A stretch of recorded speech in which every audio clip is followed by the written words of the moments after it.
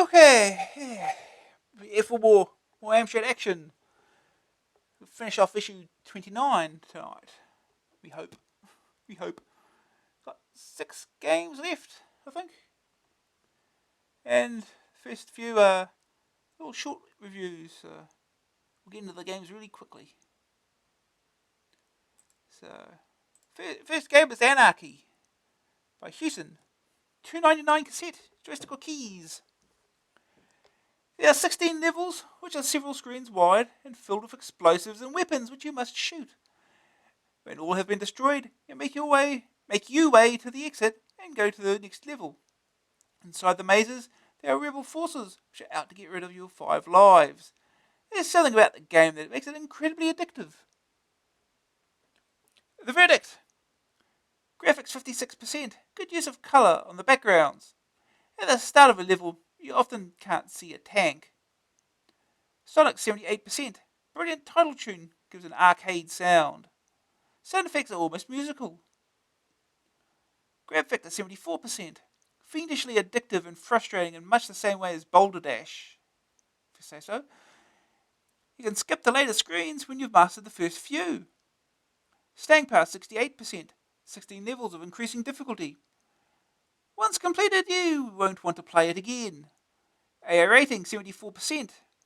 For the price, it's well worth considering. Okay. Now we can get straight into the game.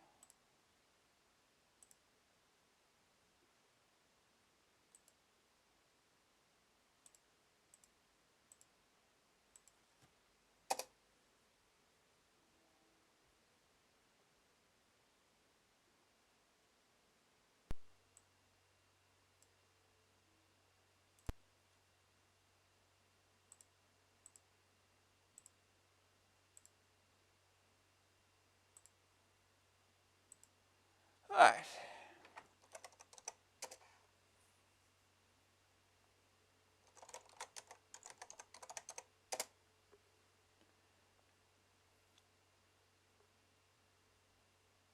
Anarchy.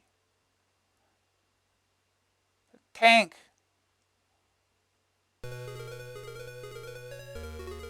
Sound by Dave Rogers. Well, you can go. Well, the music's good then. Read by Michael Croucher. Graphics by John Cumming.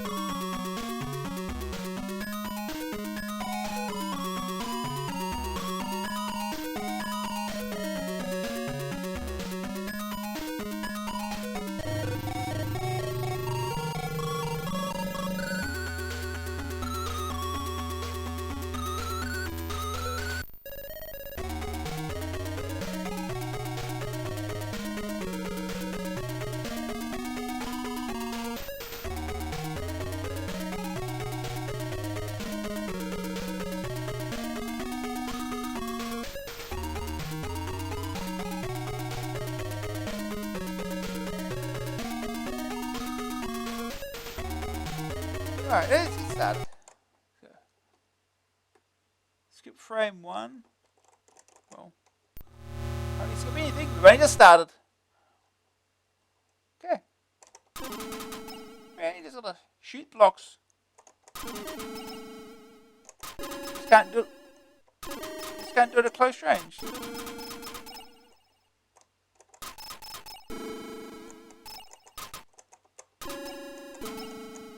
I'll do these two.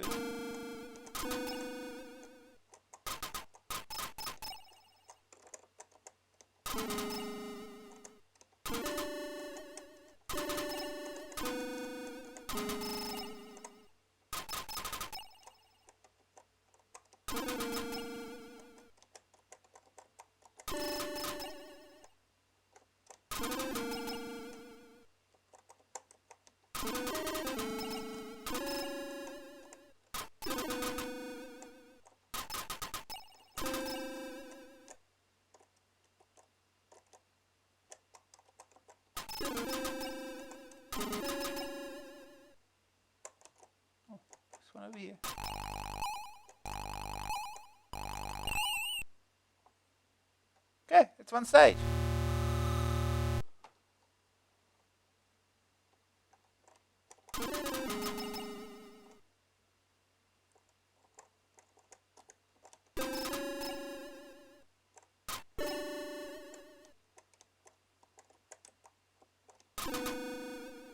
Oh, jeez.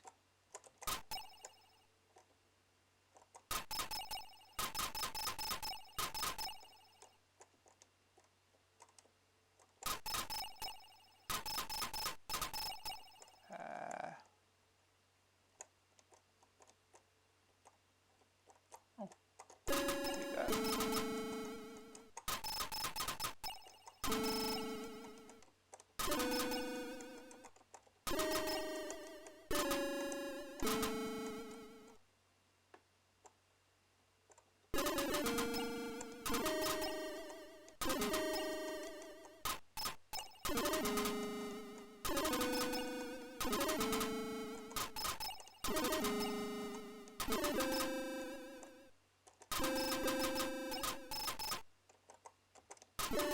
Oh, careful.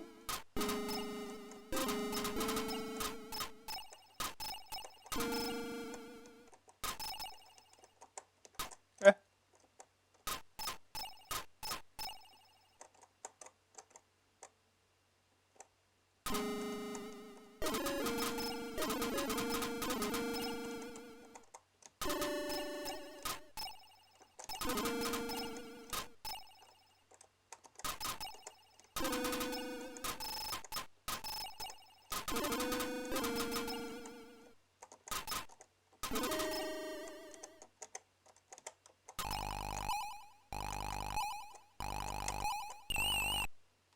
Alright. Stage 2. 3, sorry. Stage 3.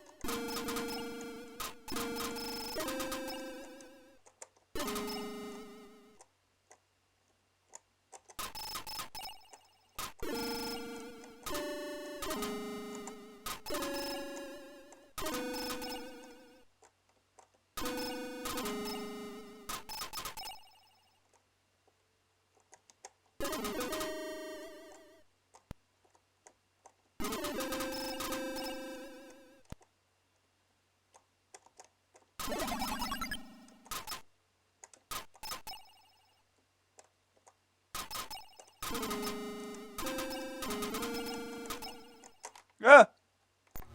Oh! That's a death. Do the stage all over again.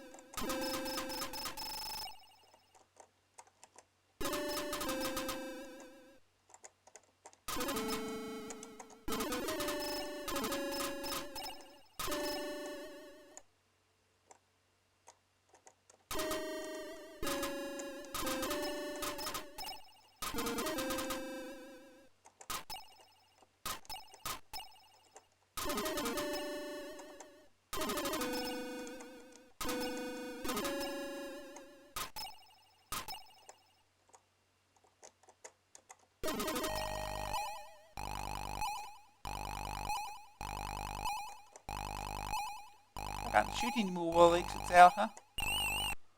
It's a little mean. Stage 4.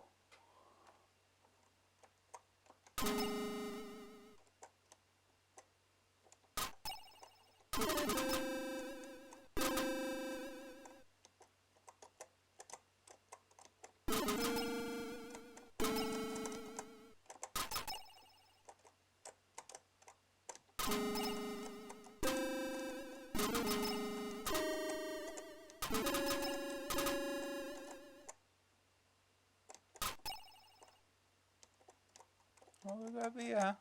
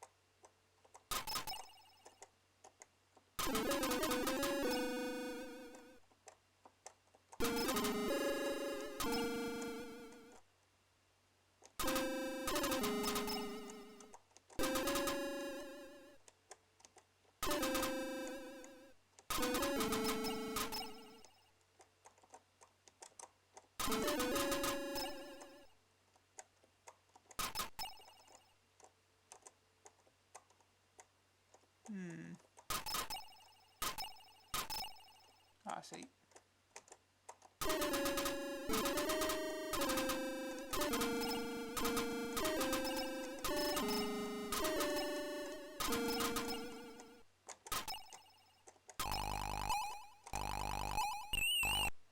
Okay.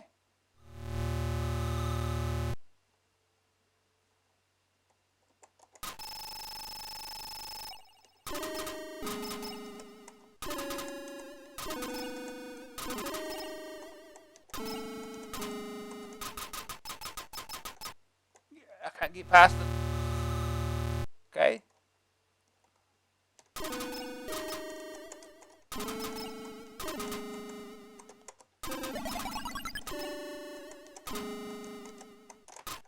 Oh, you turn around. I did not expect that.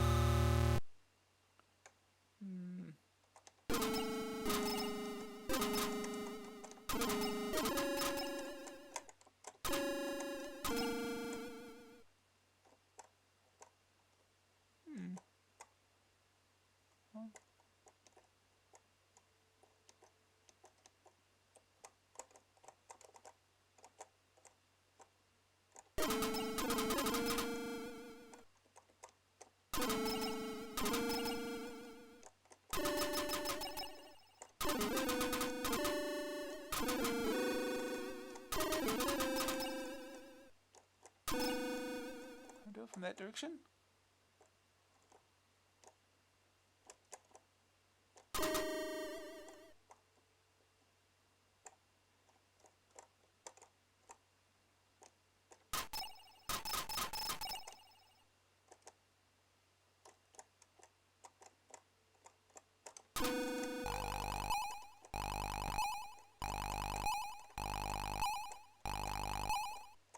Yeah. You can't shoot. Can't shoot once the exit's open, huh?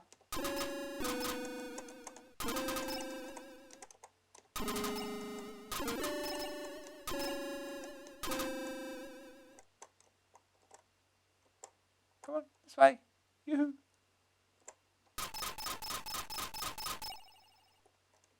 Come on. Come on.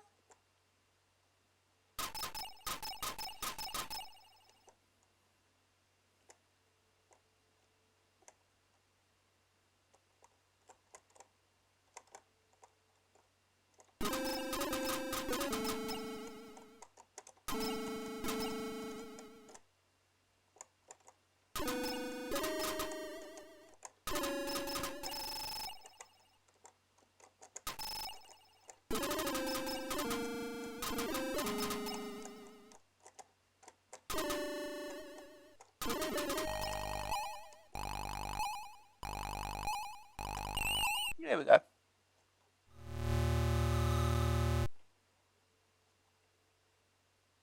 Where am I? Okay, over here.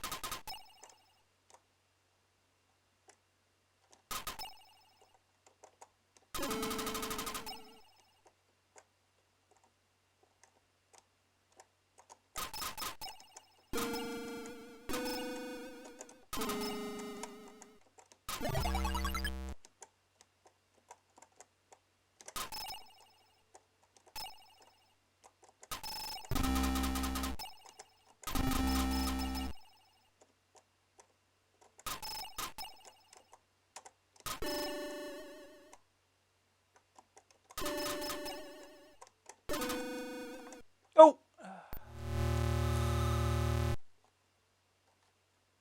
Do it again.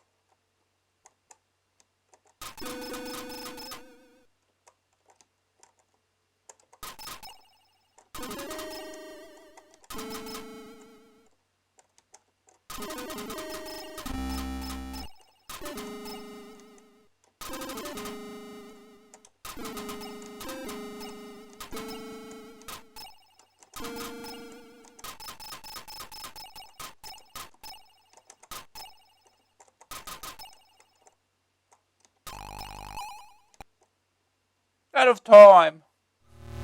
Out of time. So the exit must be over that side then.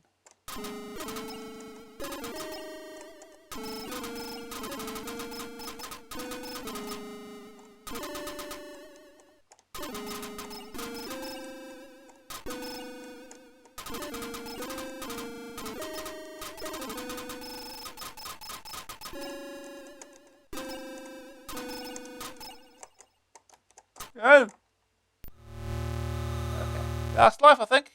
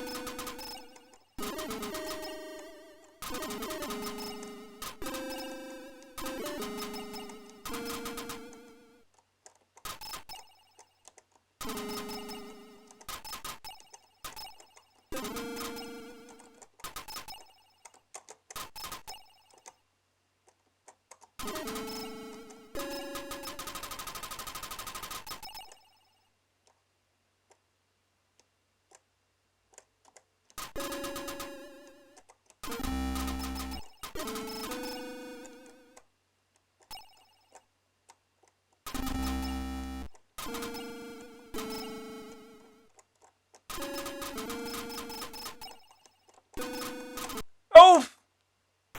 Well.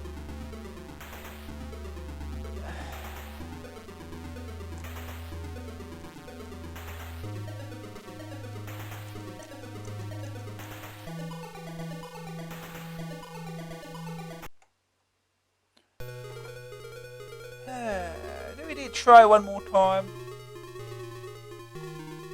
Stage 6. Get past stage 6. Let's try one more time. Oh, we're going to go straight there. Well, stage 5 at least. It's something. I've got to do that.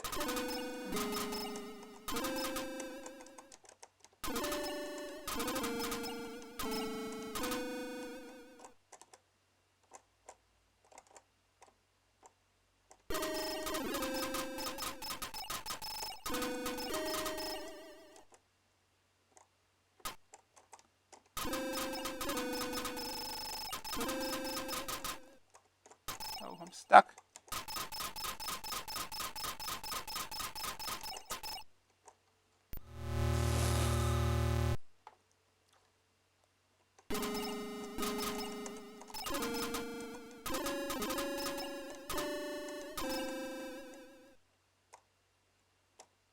No. Straight. Yeah.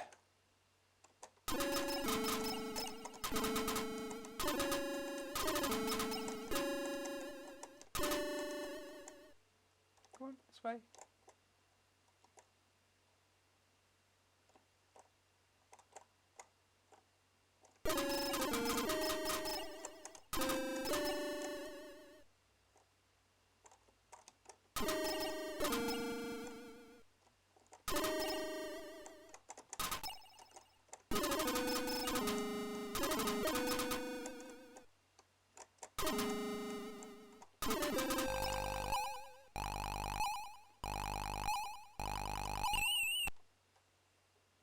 Okay.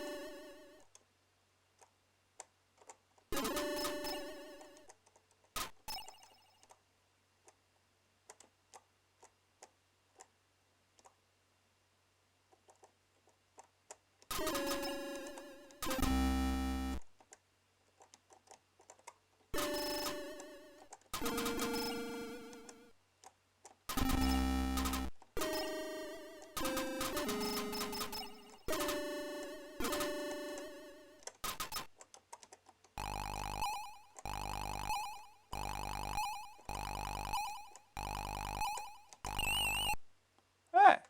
Stage 7.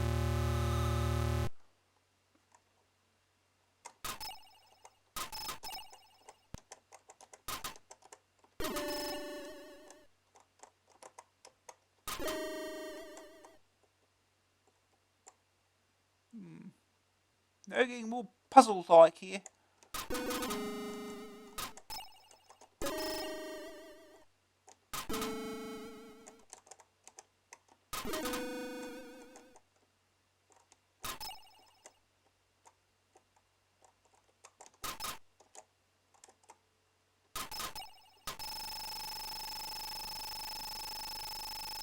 Well, that's a waste of time, isn't it now?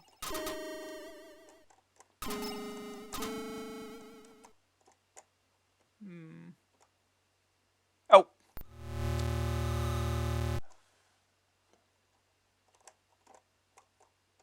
No. Damn it.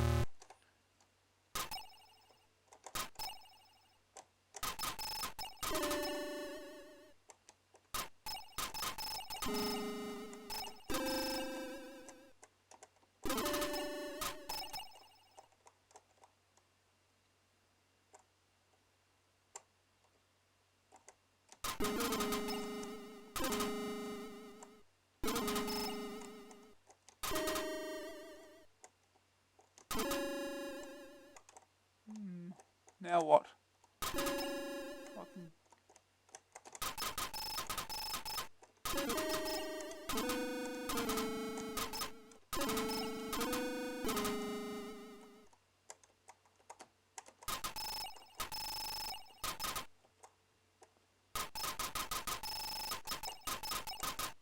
Oh! Uh, mm.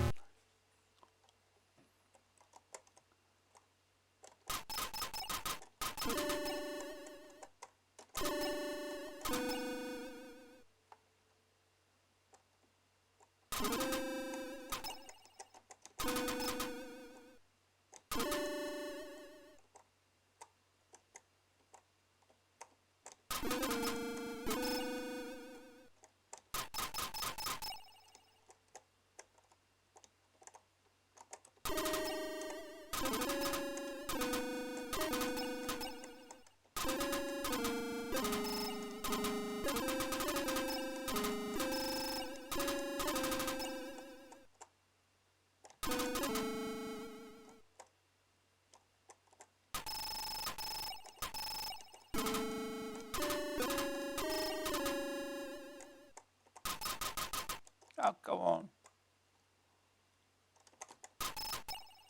I expect me to get through here with these. This seems like dumb luck.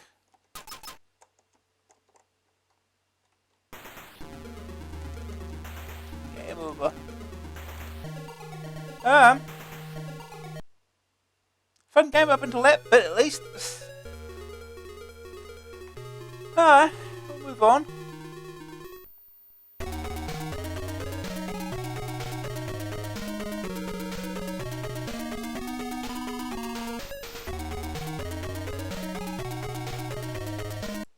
Right, next game is Star Wars by Domark. $9.95 cassette, $14.95 disc, stick or keys. Couldn't fit the word joystick in, so you shorten it.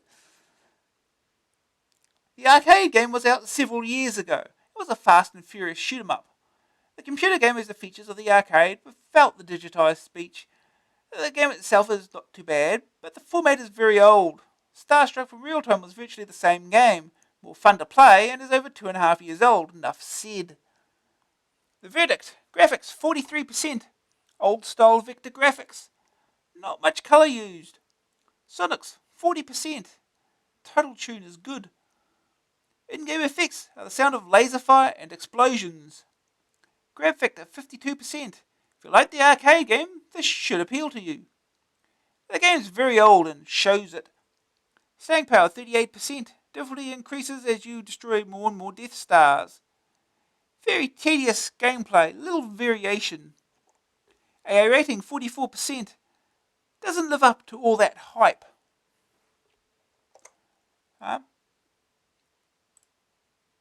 get started then.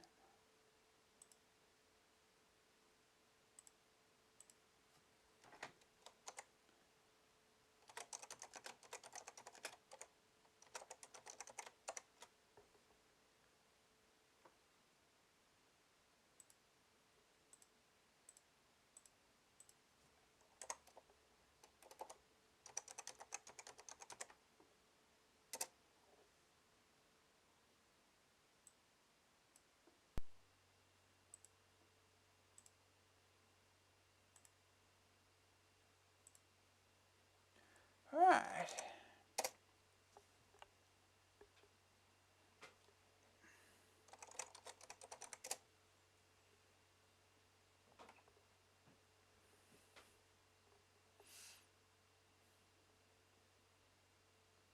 Yeah, that's Star Wars, you all know. Default keys, okay. How do you find this joystick here? It'd be no. I think the joystick works though. I think. Oh, no more music.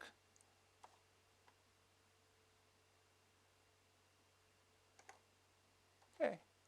Wave 1 easy, no bonus. Wave 3 medium. 400,000. It's just like Atari. It's just go easy.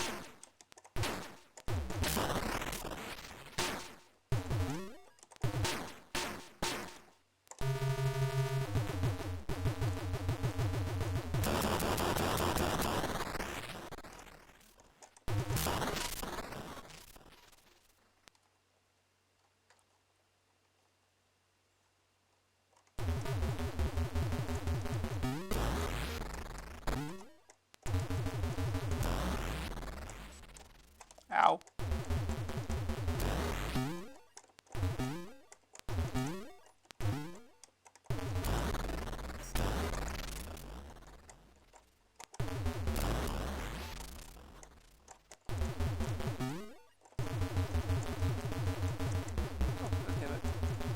Good, hit it.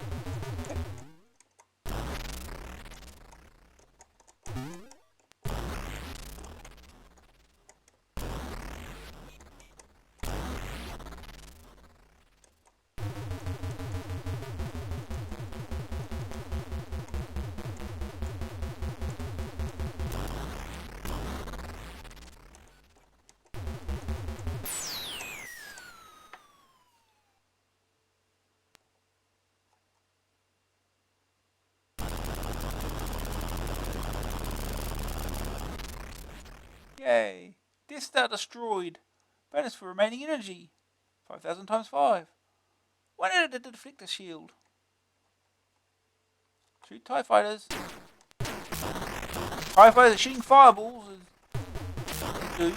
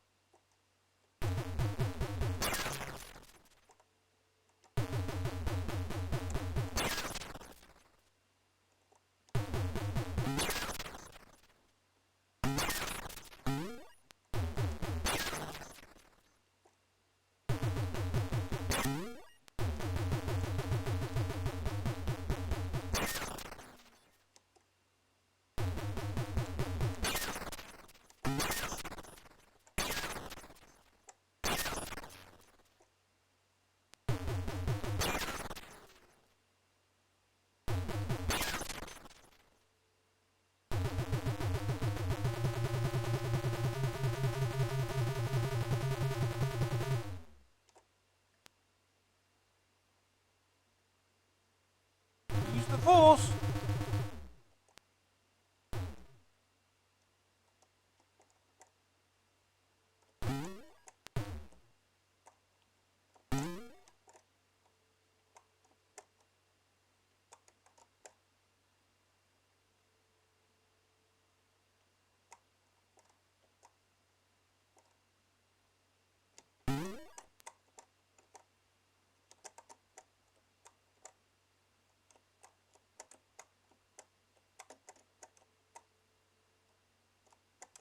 Oh, jeez.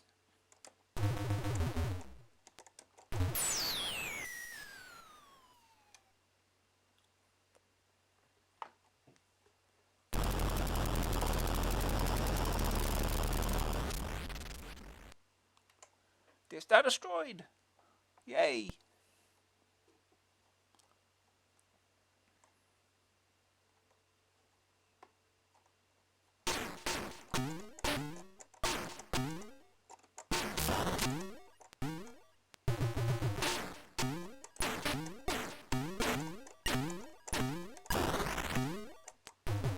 I'll fight a lot more often now.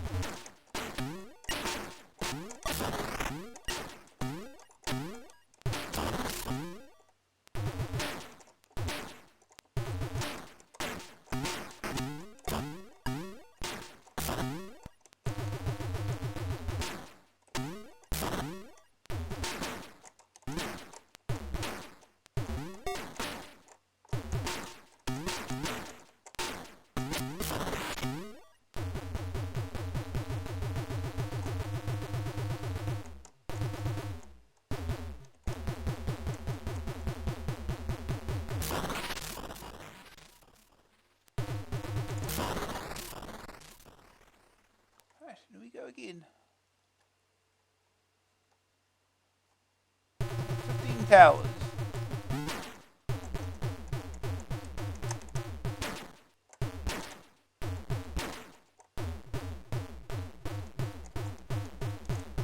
It slows down a bit here.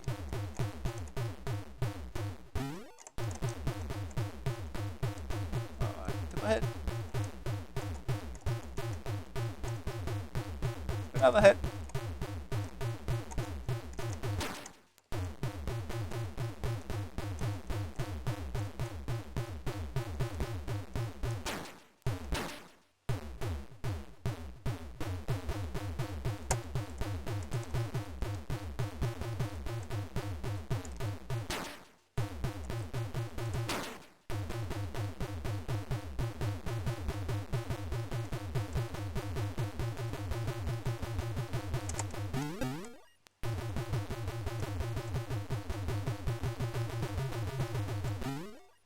The other side, do we?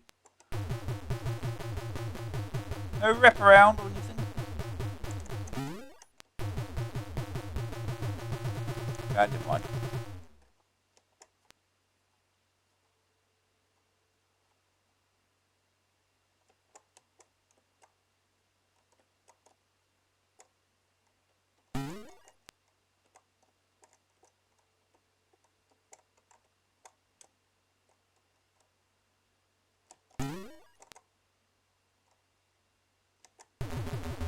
Oh, hit it, hit it.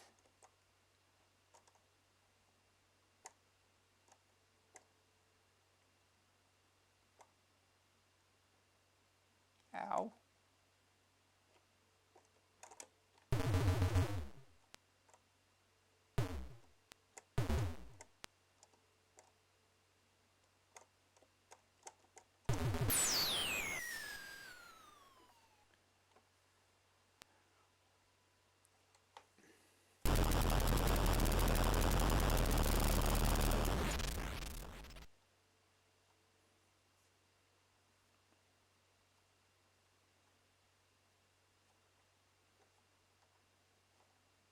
Shoot TIE fighter.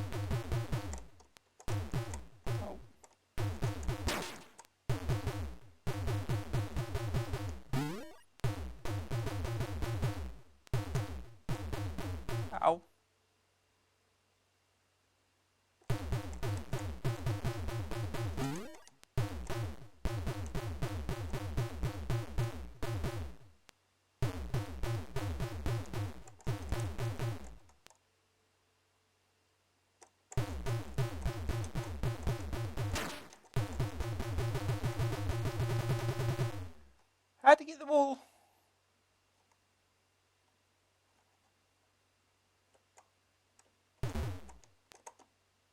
Oh, it's... Well, game over.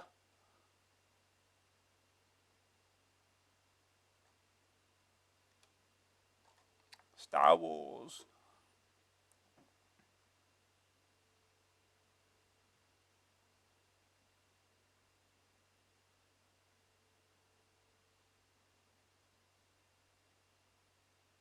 Obi-Wan Kenobi is gone, but his presence is felt within the Force.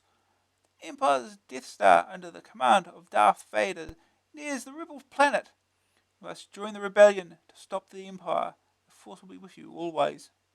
Correct. 1983, 1987, Lucasfilm Limited, and Atari Games. Didn't even get on the high school list. Flight instructions, Red 5. Your X-Wing is equipped with an invisible deflector shield that will protect you for 9 collisions. Deflector strength is lost when a fireball impacts your shield, or when you strike a laser tower, or trench catwalk. Aim your lasers with cursor to explode the Empire TIE Fighters' loud entrenched turrets. Shoot fireballs before they impact your shield. Rebel forces depending on you to stop the Empire by blowing up the Death Star. Keep all on you. Scoring! TIE Fighters 1000, Darth Vader ship 2000, laser bunkers 200, laser towers 200, trench towers 100, fireballs 33, exhaust port 25,000, destroying all towers 50,000. Don't get to hear the music ever again, do we? We'll give it one more attempt. Let's start wave 5. Get the 800,000 point bonus. There you get in the high score table.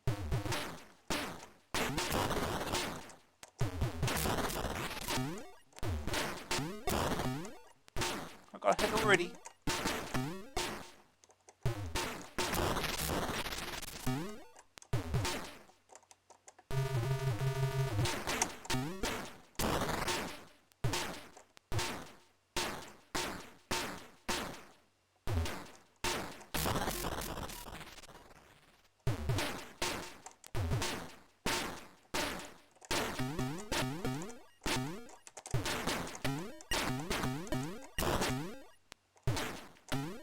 We're getting ass kicked now. Definitely getting hard. Definitely harder.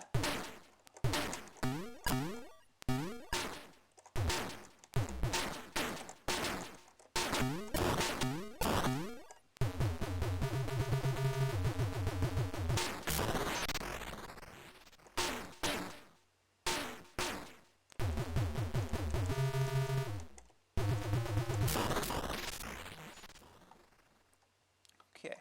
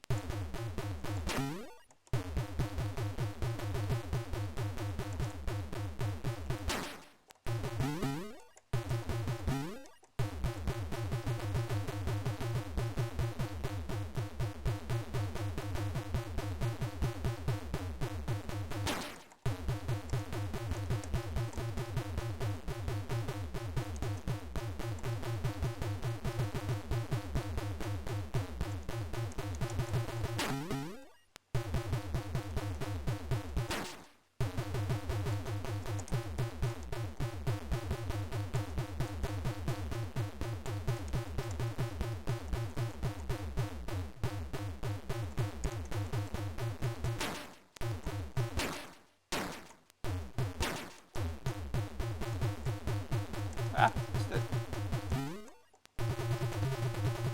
2 left. Okay.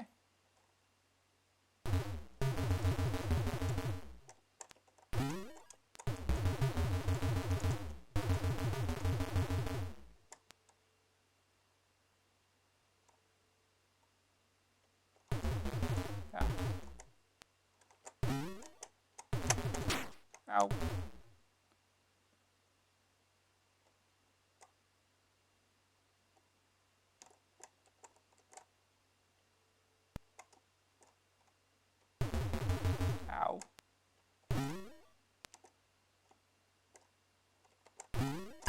Ow.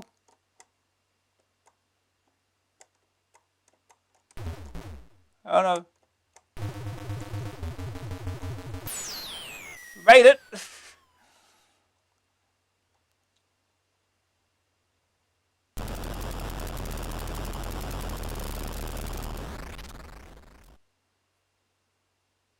Thanks for remaining energy. 0. When I did defect the shield. Staying wave bonus. Here we go. Now we have a lot of points.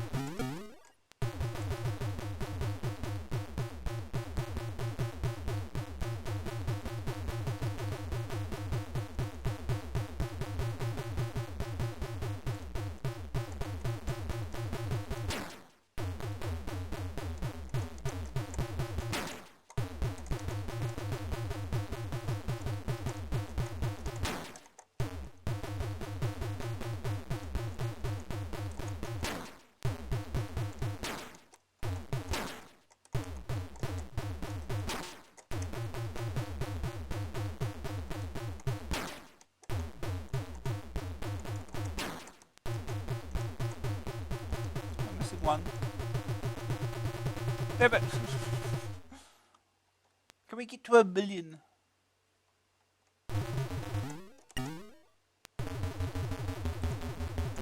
Nope. Probably not. No. Well, not quite. Hey, there's your music.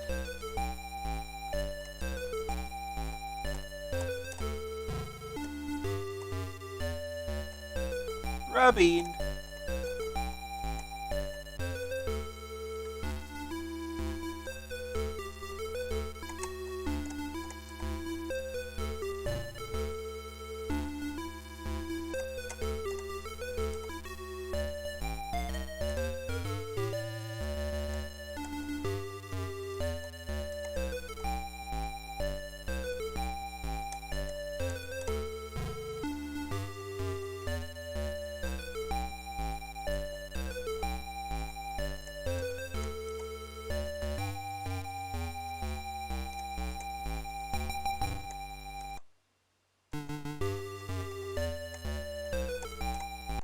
Okay.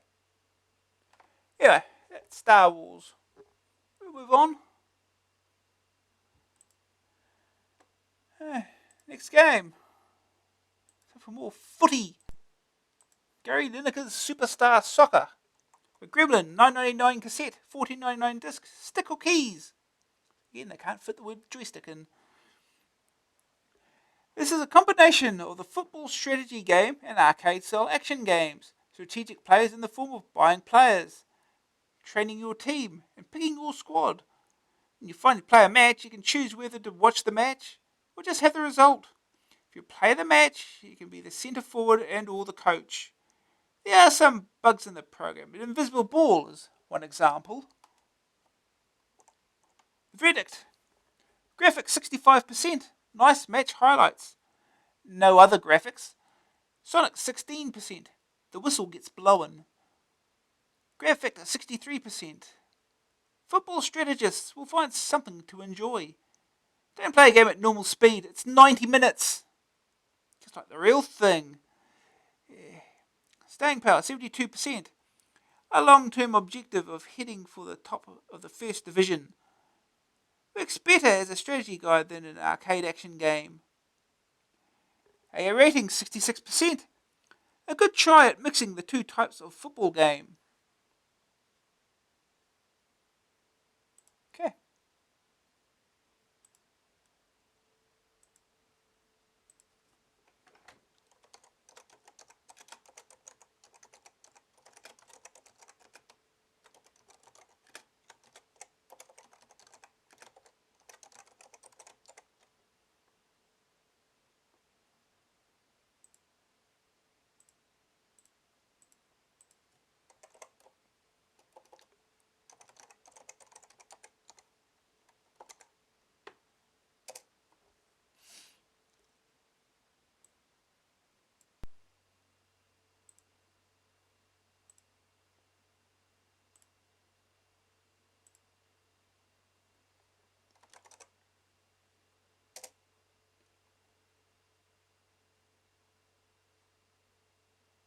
That's one of these, is it?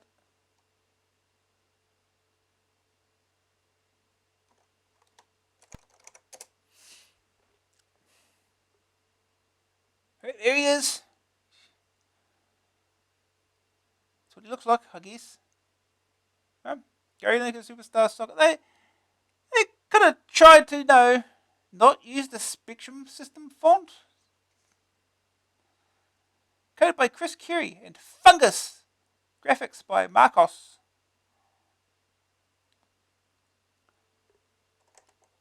League status, team history. Oh, what's this? Trade points, 250. Team history. Nothing. Game scores, well, nothing. Let's load save, I suppose it's useful. Recruit player. Trade player. Improve team. Do you wish to spend on training? How much do you wish to spend? I don't know. Oh, who could push this? 75? Team is in training! Okay, we did some training. Set up team. This is our team.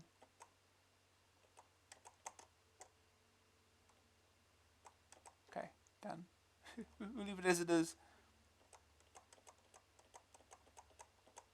Alright. Next game. Game speed.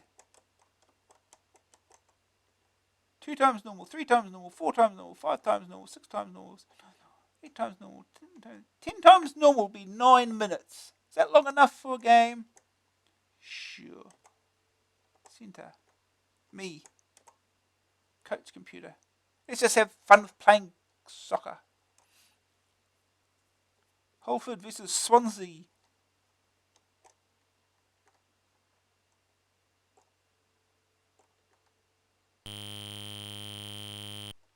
It even sounds like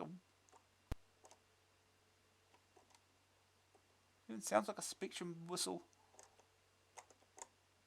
Yeah. Hey. So, I don't know. I'm controlling now. Goalie just leaves the ball sitting there. That's okay. I'm gonna do it up here. Can only be one player. Just can't switch players or anything. I presume you can't. Hey, goalie actually caught the ball this time.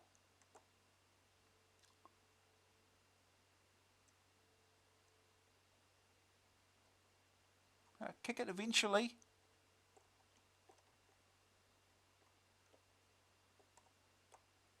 What the hell was that throw? What was that throw?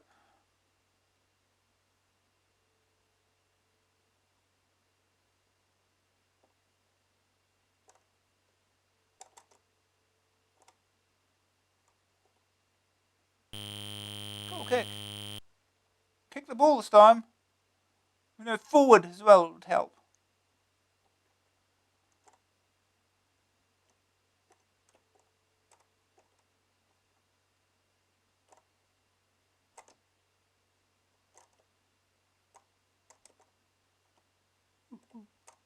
Give me.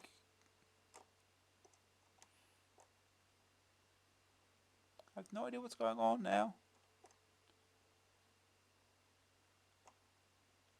He stops the ball, then he has to run and pick it up. That's how it works.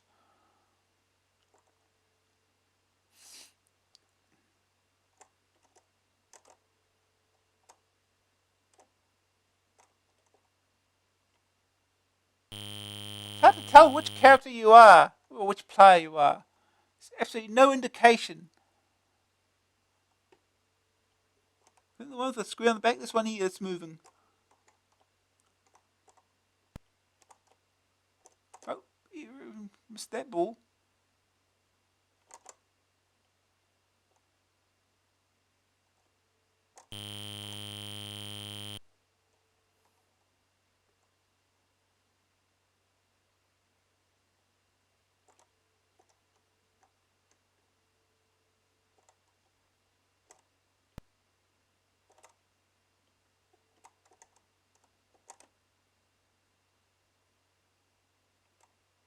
I got the ball.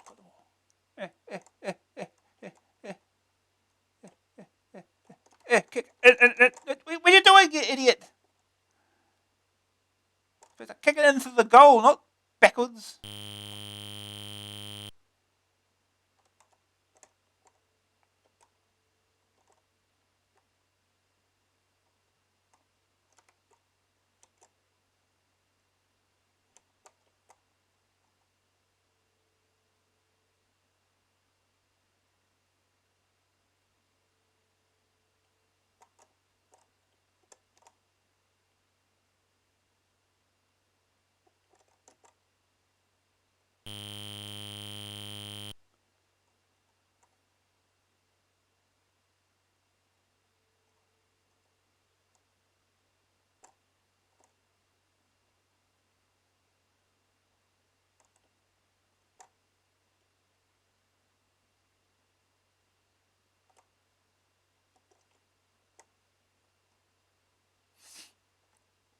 Run, come on, run, dude, run.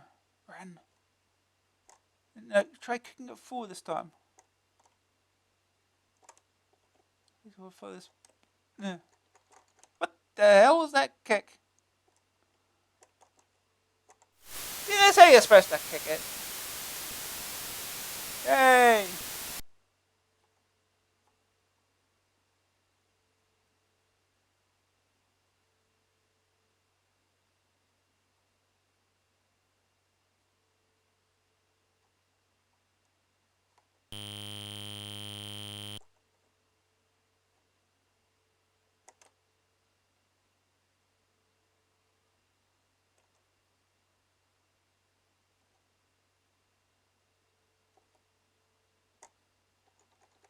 No.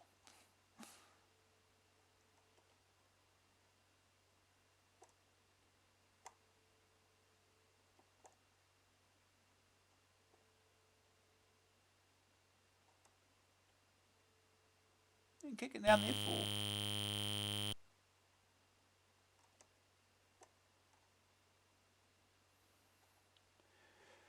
Hey.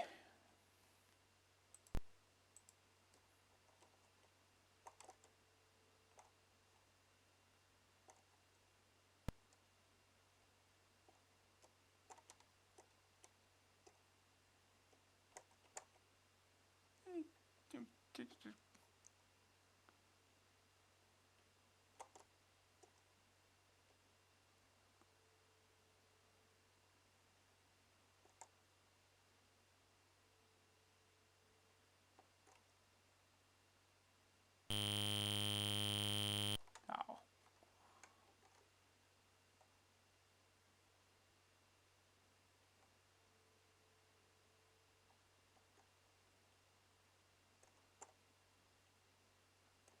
Can I kick it one of these days?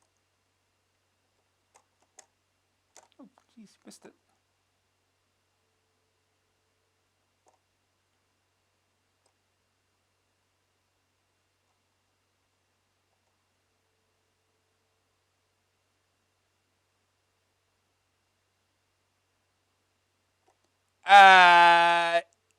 Goldie can't do that outside the penalty area.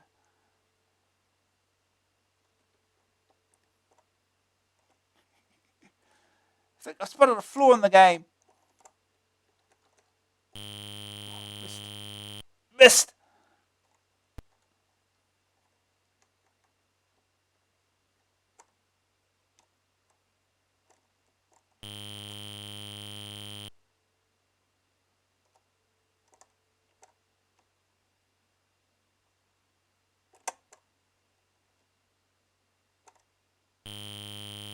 Half time.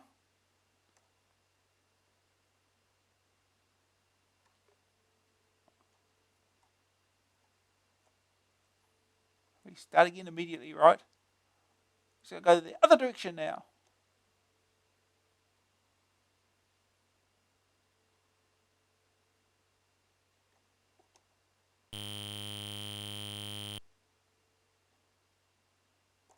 My ball.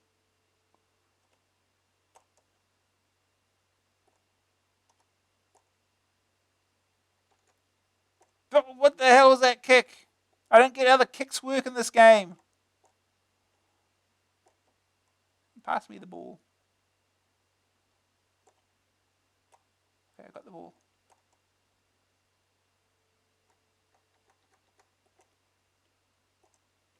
What was that kick? I don't understand how the kicks work in this game. I'm sure it's something to do with the little meter in the center. Still doesn't make much sense though.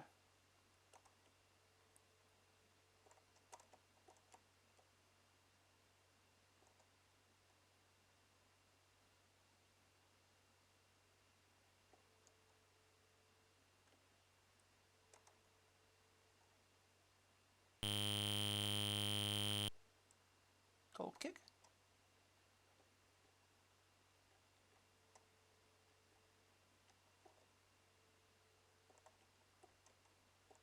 Here I am. Well, come on, kick it. Kick it. We're just wasting time now. I suppose it's alright.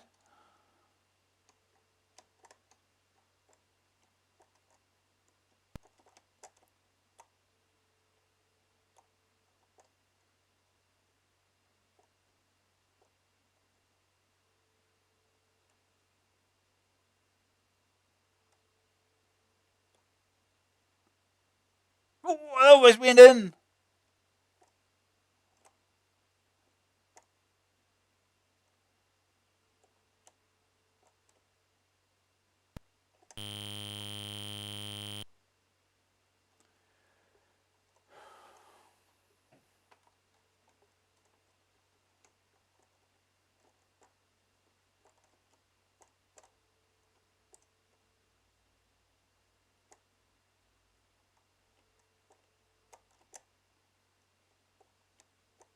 Hard to tell. Still hard to tell which character is yours if you haven't a clue.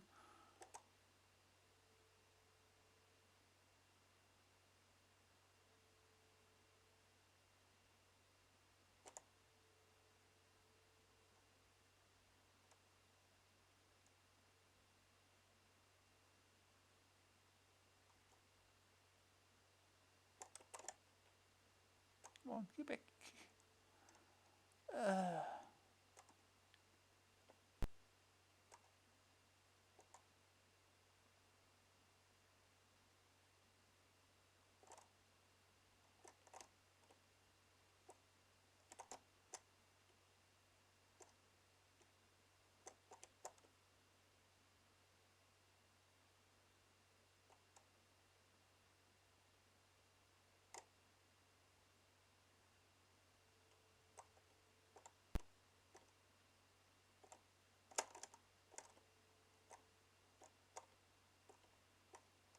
I don't know which character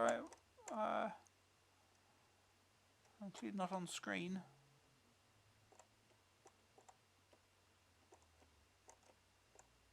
Okay, here I am.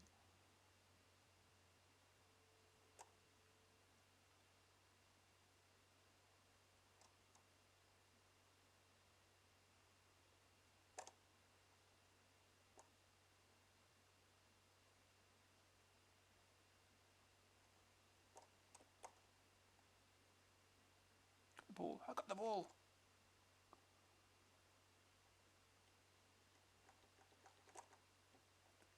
Kicks. Why does he kick it that way for, though?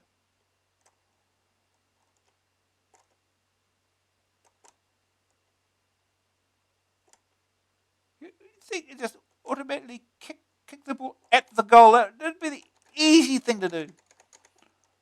No, bent it to the side.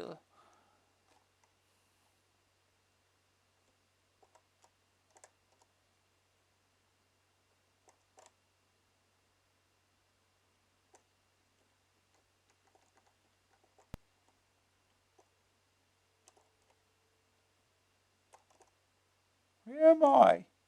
I have no idea where I am. Okay, here I am.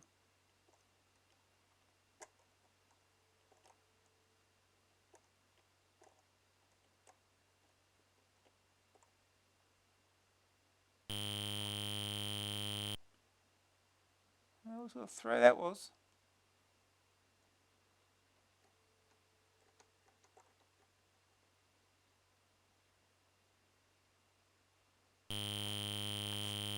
Good throw.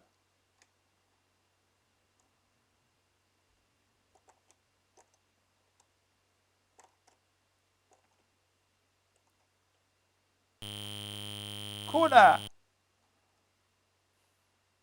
Good throw, sir. Good throw.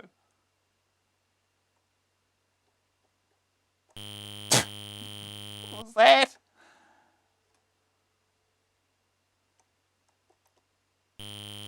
Throwing. I don't think anyone can aim properly in this game.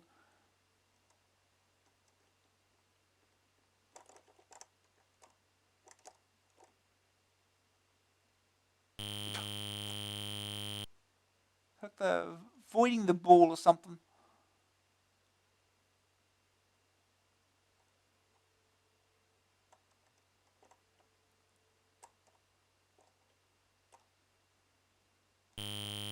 The hell was that shot?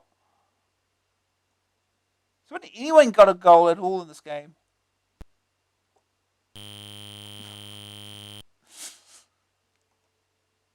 Okay, I'll go run and get the ball.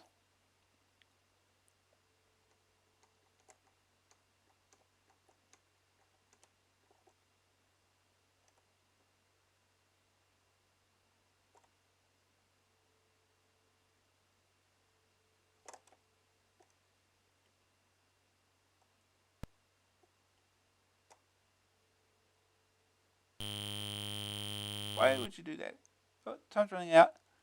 Full time! Yay!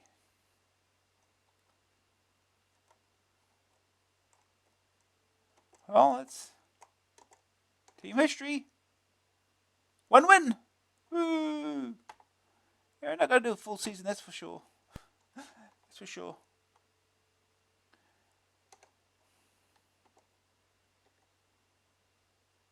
Other schools. Anyway, we'll leave it at that. It's football. It's just that, and it's hard to figure out what's happening. So we'll move on.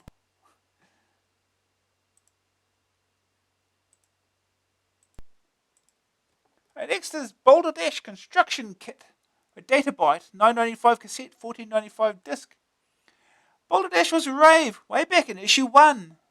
Rockford returns with 16 new caves supplied, and as many as your devious mind can dream up of the construction part of the program. Using the kit is simplicity, and you'll soon be designing puzzles to baffle your friends. If you didn't like Boulderdash, then you probably won't like this. Everyone else can sit down knowing that you're going to have nightmares working out how to solve a problem. The verdict: graphics 78%. Simple graphics, but they don't distract from the game. Scrolling on the screen is jerky. Sonic 67%. Nice title tune. Spot effects are a bit crude. Grab factor 68%. It's just as addictive as Boulderdash was. Creating caves adds to the fun. Staying power 76%. 16 caves are supplied already, and an infinite number can be created. AA rating 70%. Worth the asking price. but looks long in a tooth these days. How do I get into all these jewels? Well, let's try these levels. I didn't have much luck. I think I suck at Boulderdash, so be forewarned.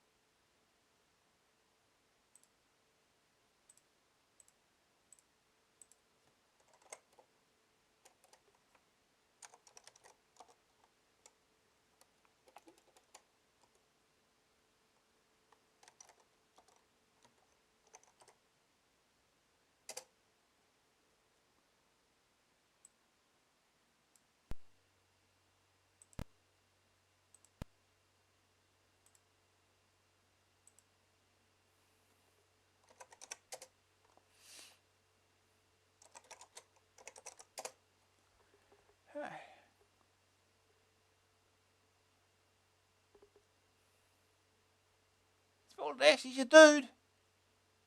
He's Rockford. Poke? No, we're not cheating. This is a construction kit. We'd make our own shit up. Yeah. This game was cracked in 1988 by the Happy Cracker from Amstrad Cracking Service. Greeting, yeah, okay, we don't care. Let's get on with the game.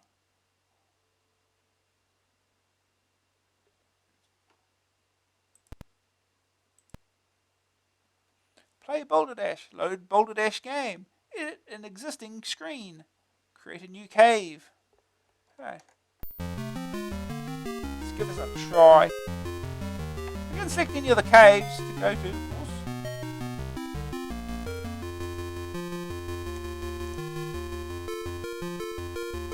We can't go back. We'll wrap around the other direction. Sure, okay. Alright.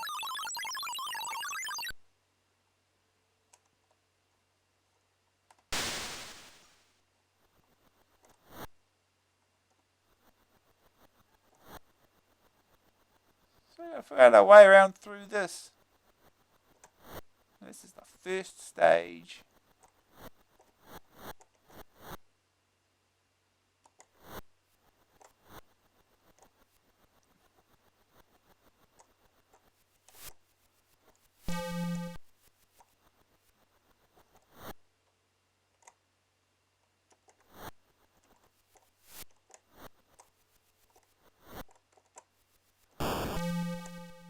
Oh!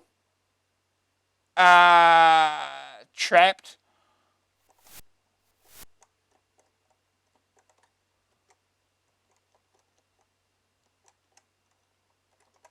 How do we escape? Well, it's a trap.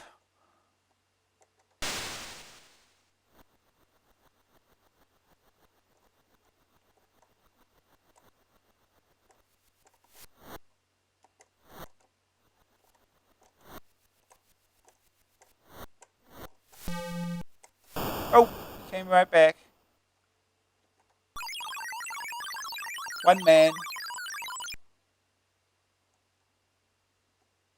This is going well, but as well as I expect.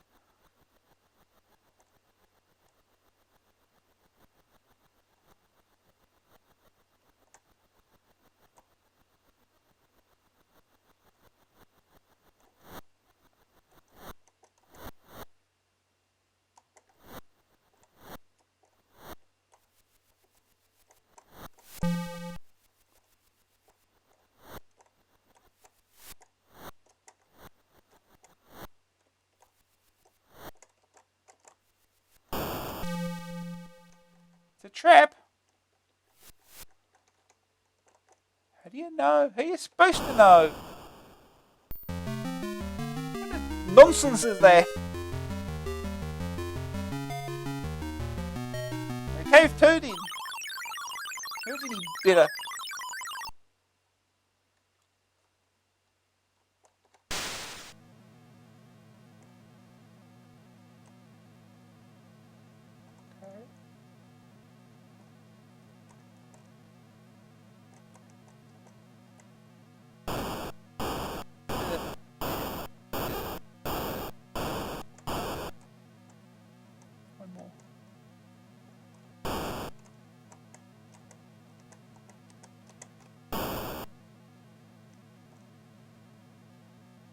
That does not really help, does it?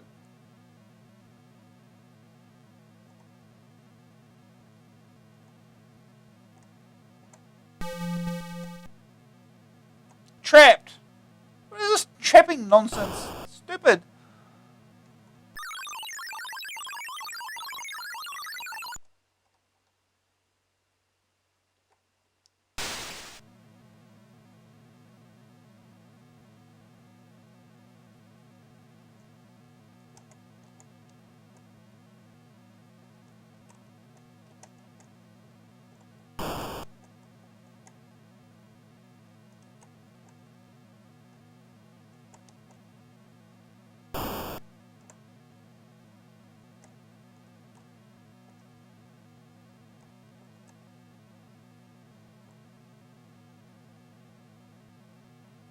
I'm not even sure what we're supposed to do. I'm not that familiar at all with this game.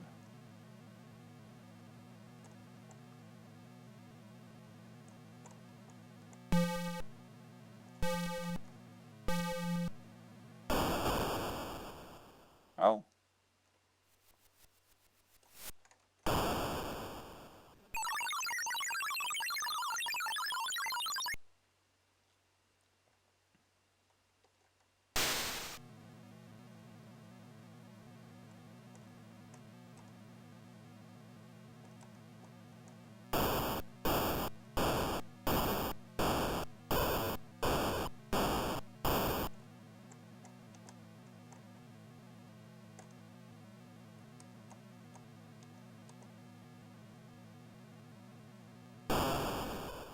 Oh. Okay. I see.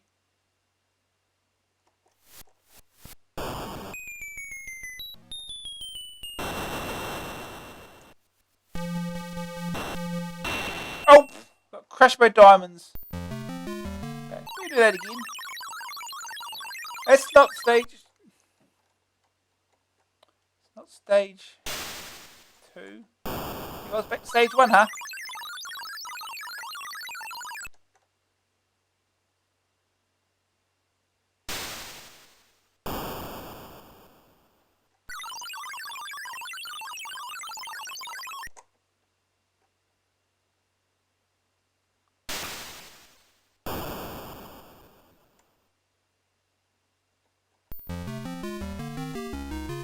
Okay, cave 2. Cave 2 again.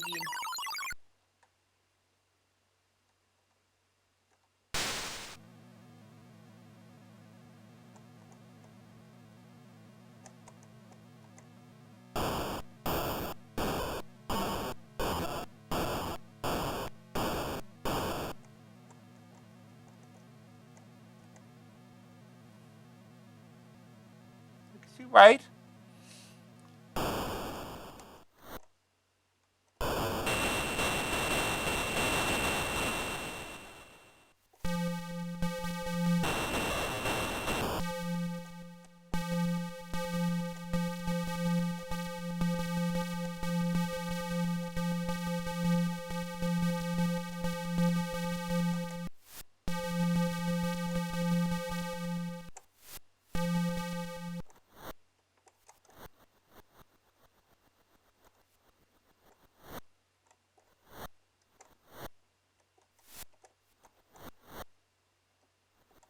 Well, that didn't work. That was stupid.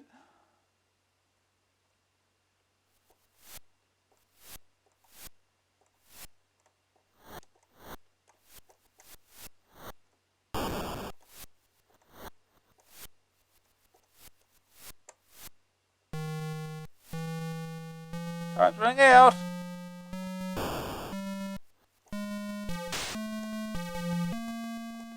Time ran out. Okay, we can do this one.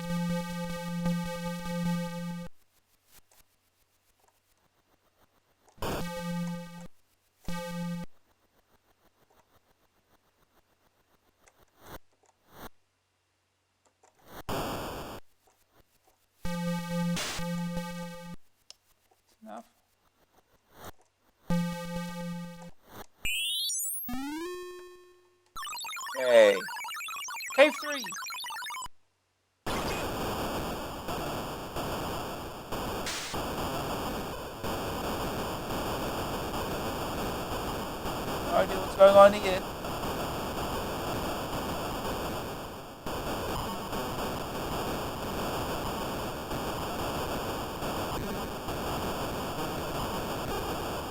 Oh, those things are there.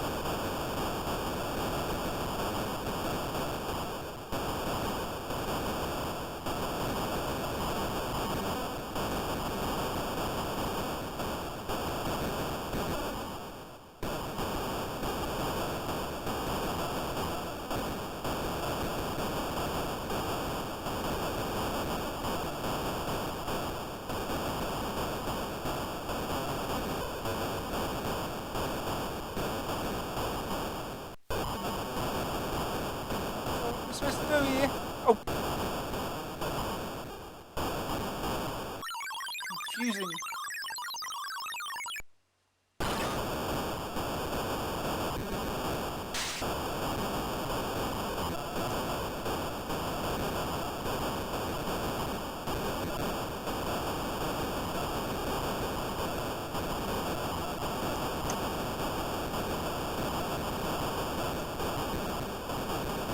Oh, too far.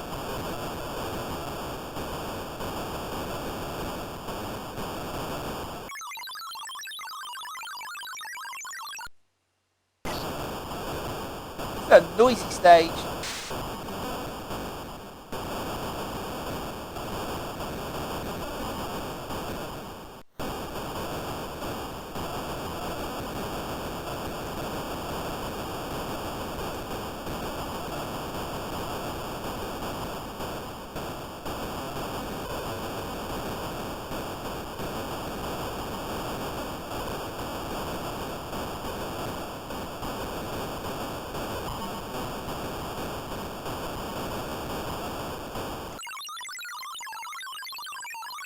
I guess I died.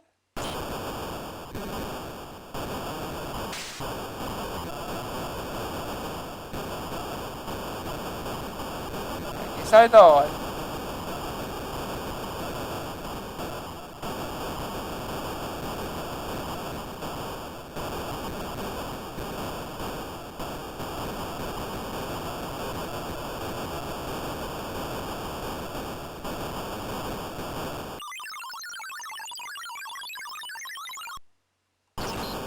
I'm trying to walk into a square. Come on.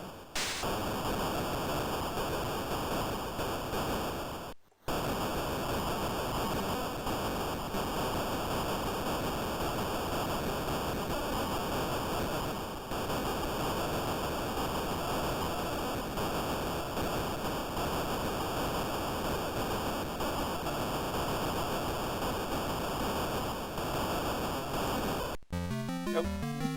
Nope. Oh. Okay, we'll restart. Have a look at the construction kit.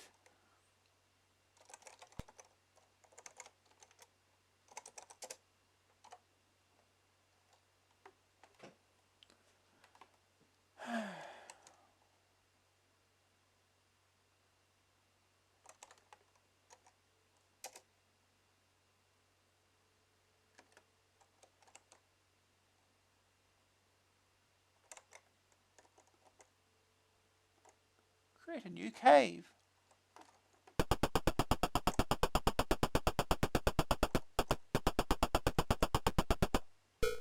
This is where you start. Or something.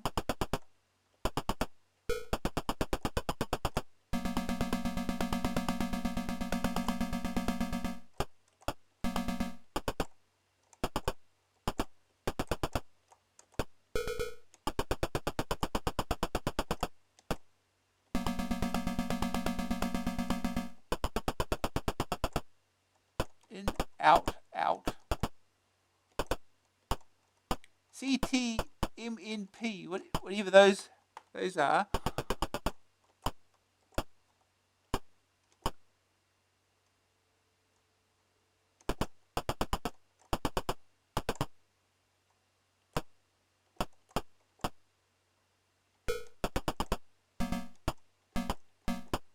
I know what that is.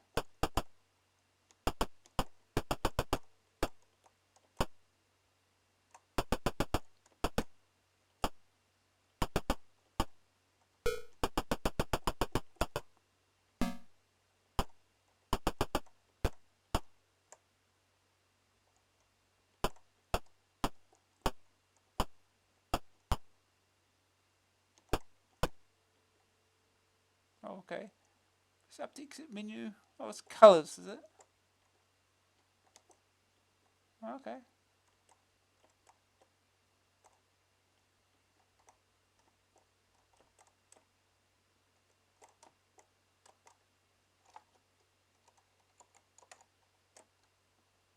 Will I not do it while I'm pulling the joystick up?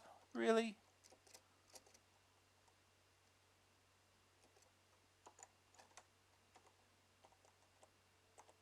No.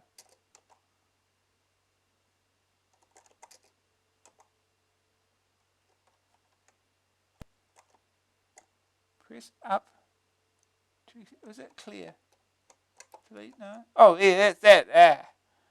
Not the up arrow key. The exponent key.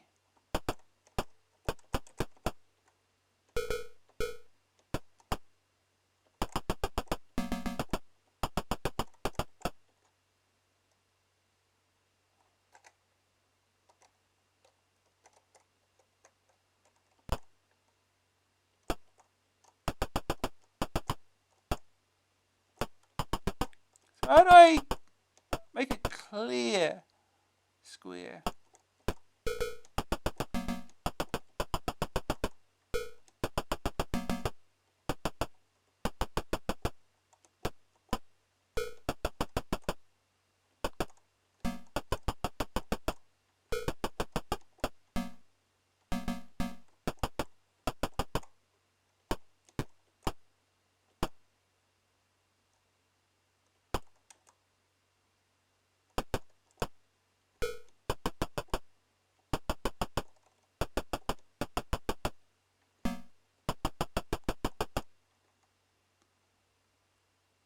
Cave delay. Cave time seconds. Time is needed. 5. 10.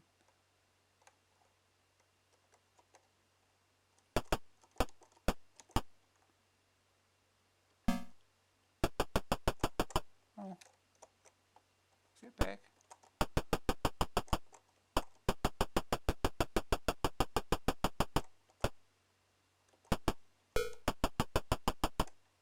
Aha.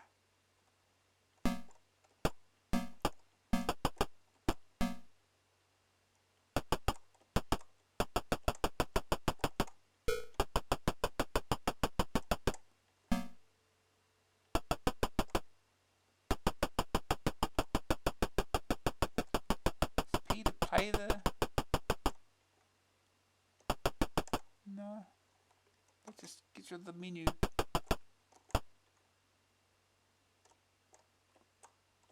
Okay, cave time. Cave delay 0.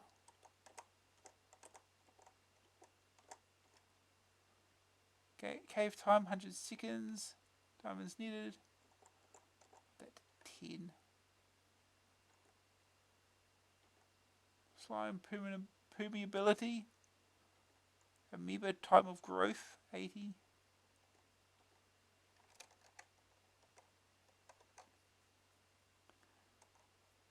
Okay, so how do I test it?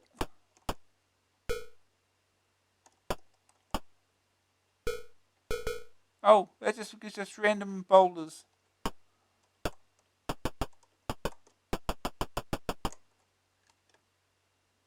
Are you sure?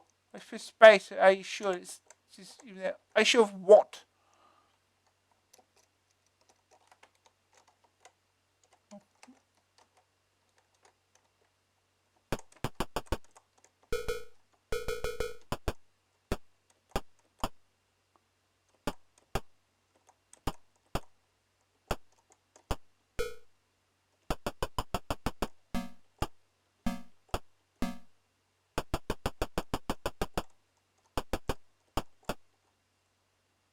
Sure, no.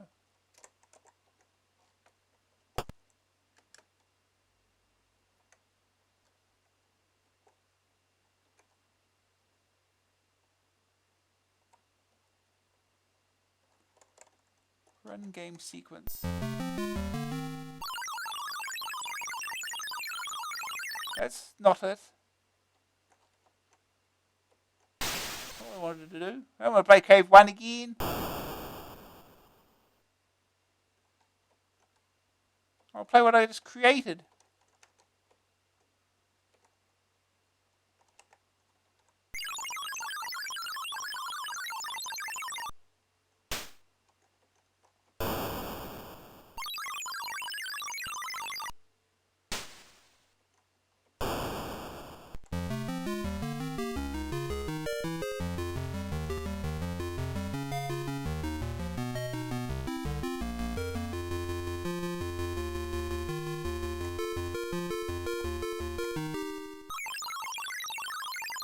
Oh, never mind. Whatever. We made something. No idea how you test it. So, anyway. We'll move on.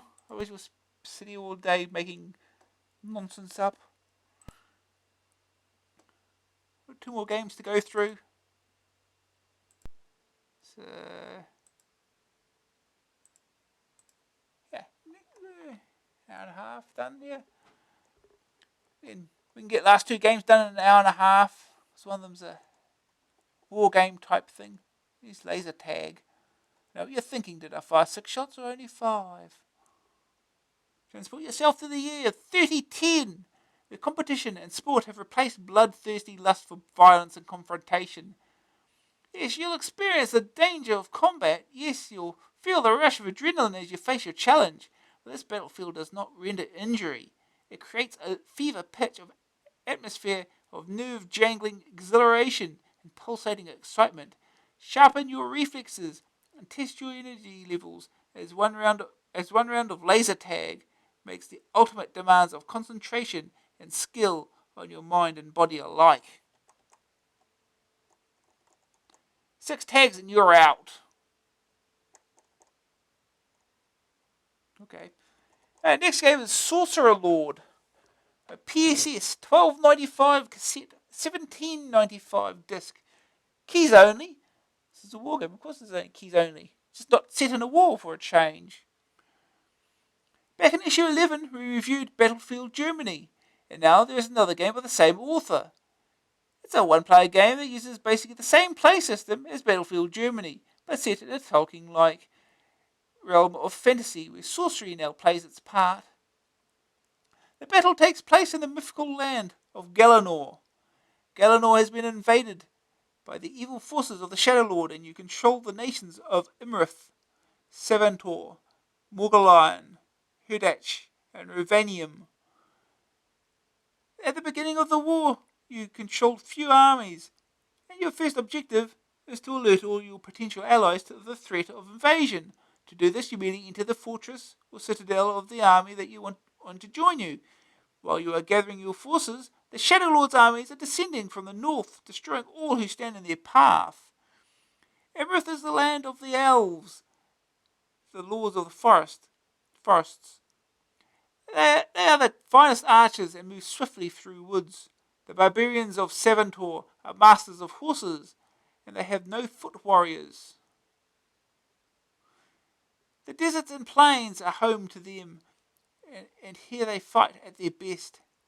Morgalion is home to the mountain warriors. These sturdy folk are skilled in siege warfare and take with them siege engines to help in the capturing of fortresses and citadels.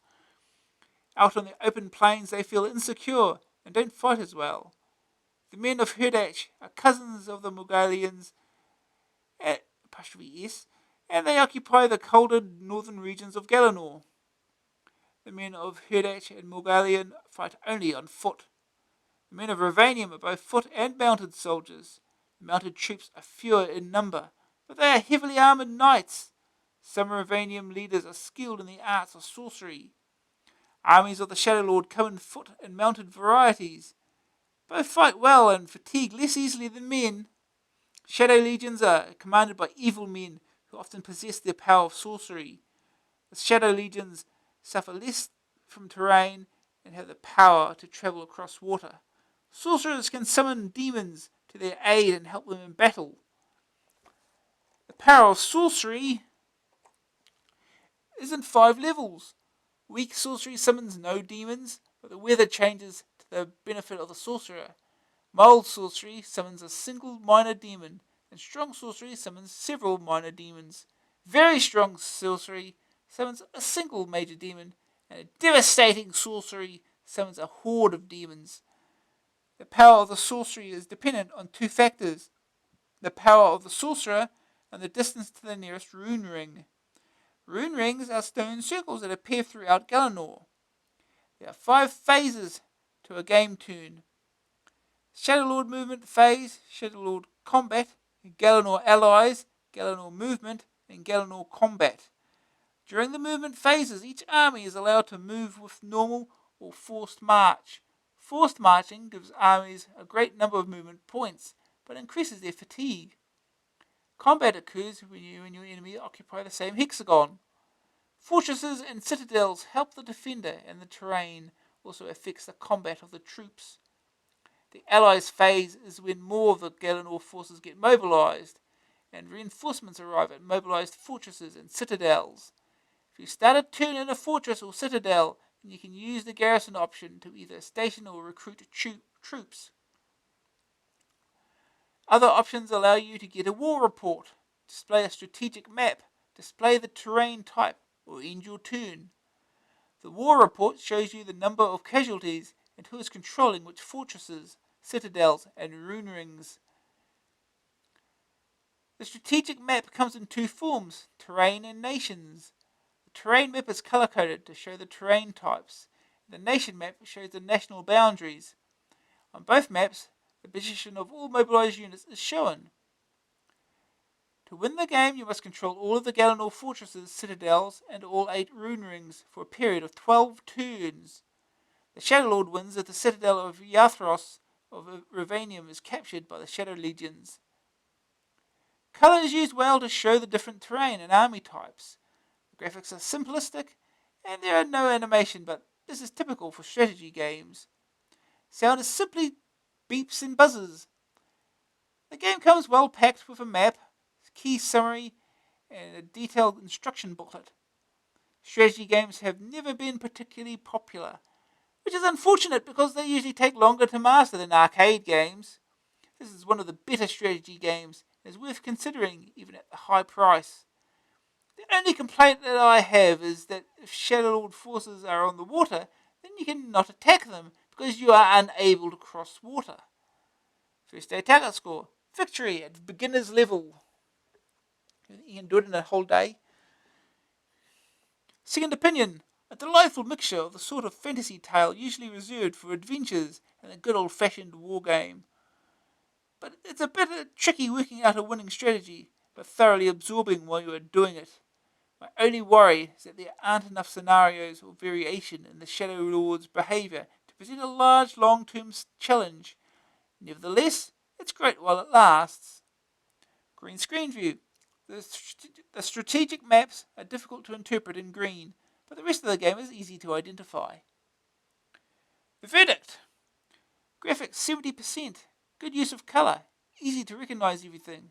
Sonics 6%, hardly worth the effort. Grab factor 84%, well packaged with map and atmospheric booklet. The fact that it's a war game may put people off. Staying power 80%, 3 difficulty levels. They'll be wanting just one more go at defeating the Shadow Lord. AA rating 81%, an intriguing game that will keep you occupied for many long hours. Okay.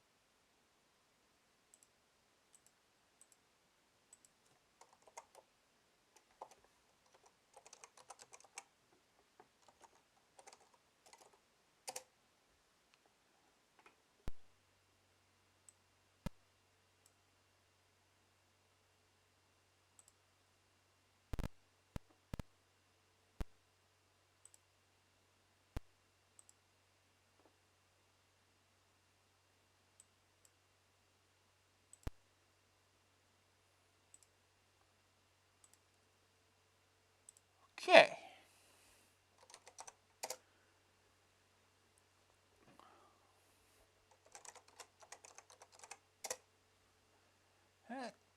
War game time. Sorcerer Lord, PCS 987. Good loading screen. There's a lot of detail in there.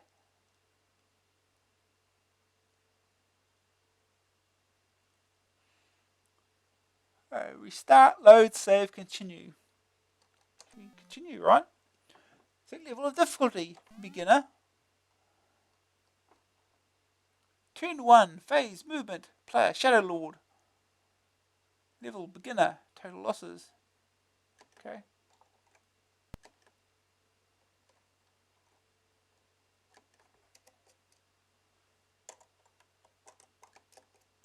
Okay, do we do something or we just have to wait?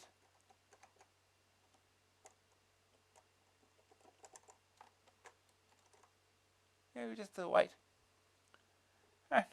Here's the Shadow Lord. This movement.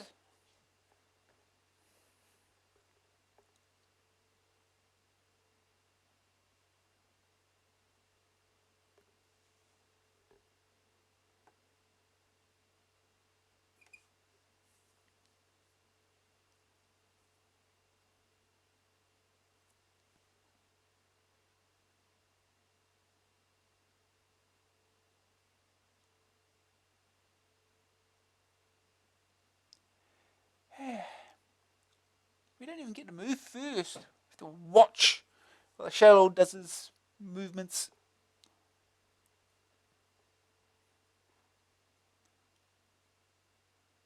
Speed this up. Offered of Imrith mobilized. Keep going.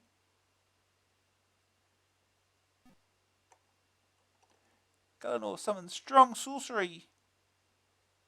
Forces engaged. 6,500 warriors, 7,850 riders. Losses.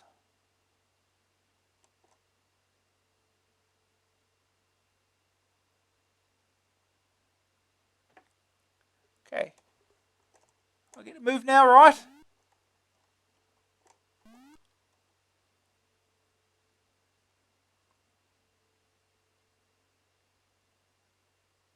Reinforcements, I guess.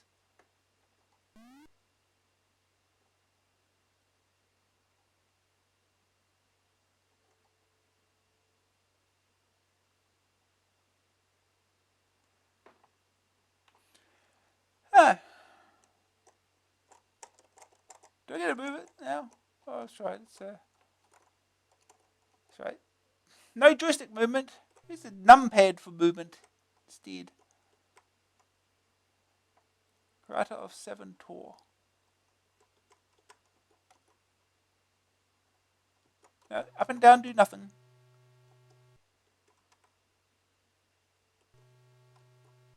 Up and down must do... No, up and down just makes a beep.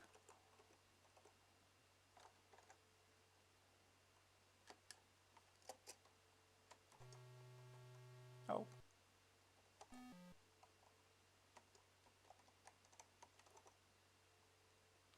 What does that do?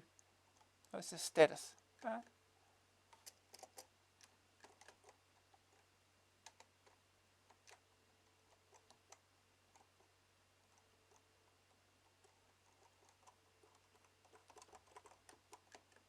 How do I get out of this though?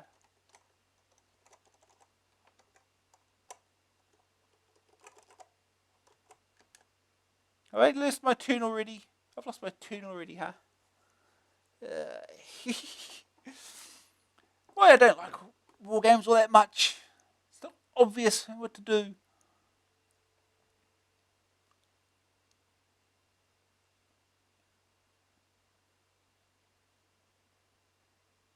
How do I select a unit and move it? I'm just trying to figure out what an actual icon or hexagon actually is. No, don't make it easy or anything.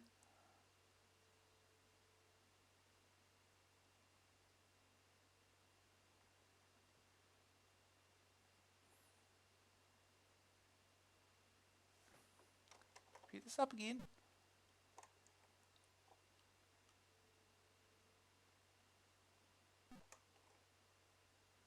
Shadow Lord summons very strong sorcery.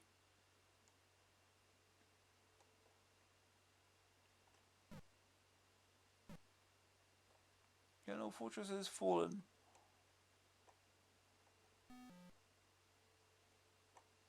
Shadow Lord summons weak sorcery.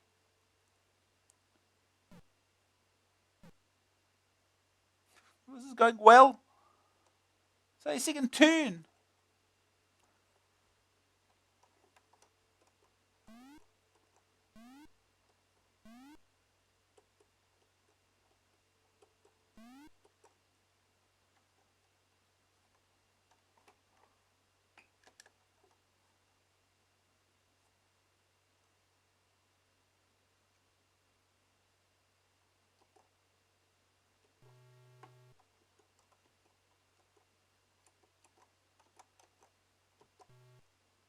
Felbeth of Imirth.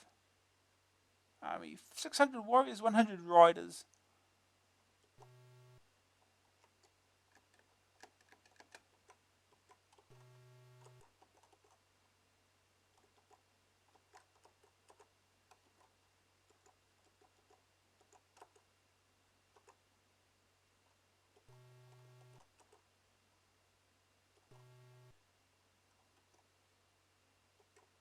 So how do I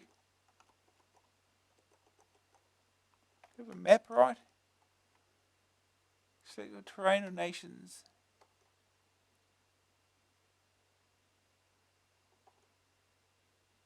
Terrain.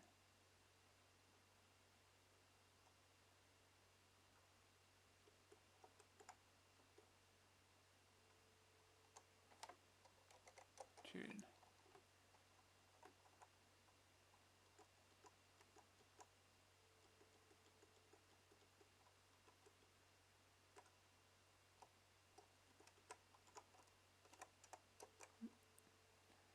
Healthos of Ravanium.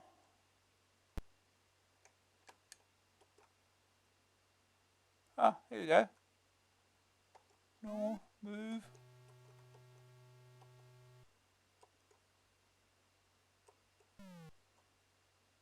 Halted. Okay.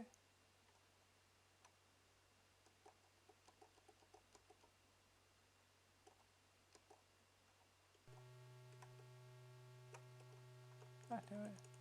I keep forgetting. Up and down do nothing other than beep.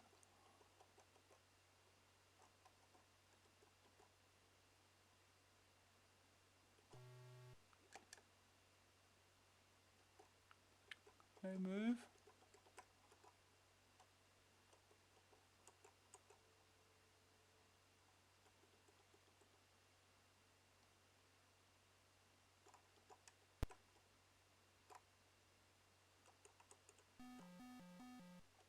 Oh, it's the edge of the map, is it?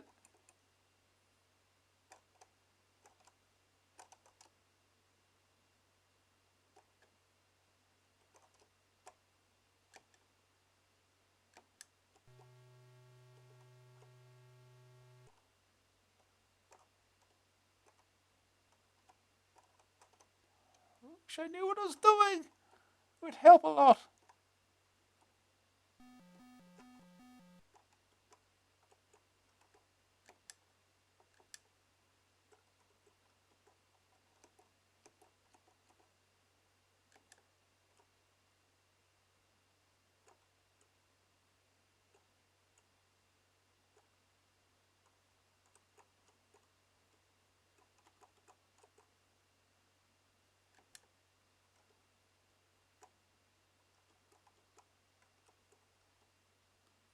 Are there other units that I could do something with?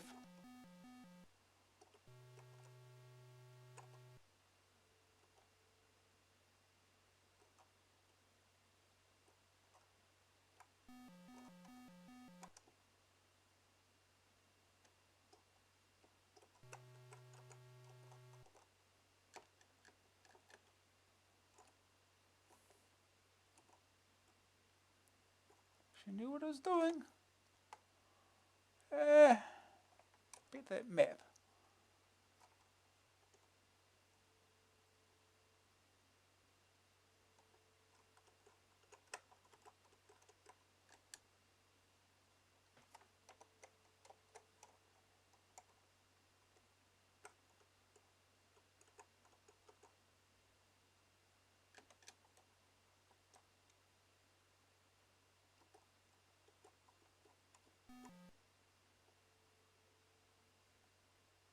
What? I don't want to load. It failed. Good.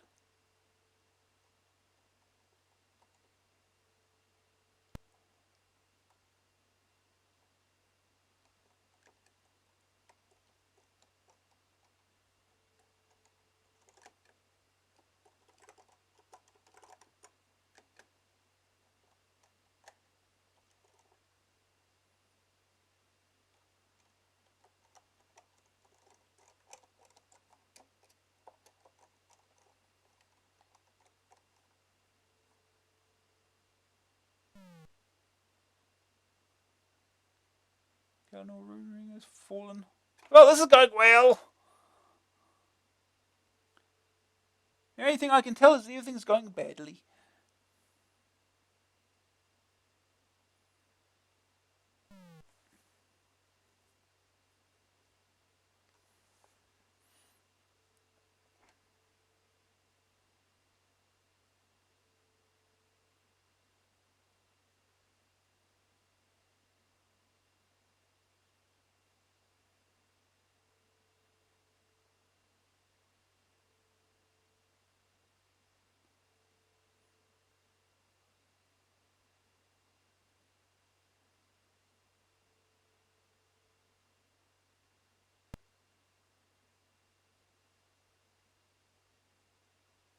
Well, they're going to try to surround it, huh?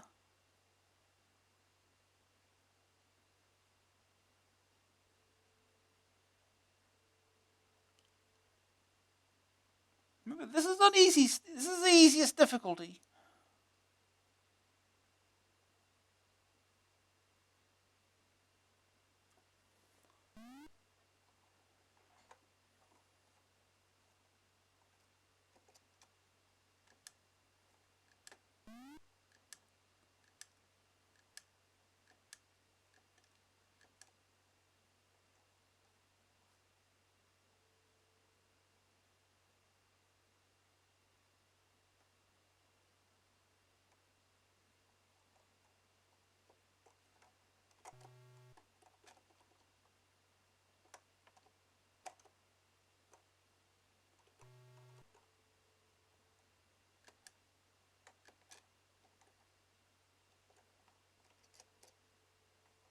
How do I?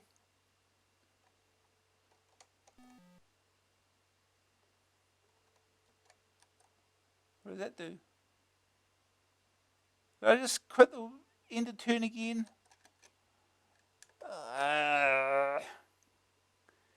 This is a game you need to read the manual over and over. Remember everything.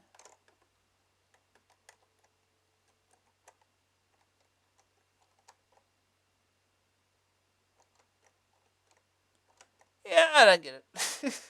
It's a war game. We don't get it.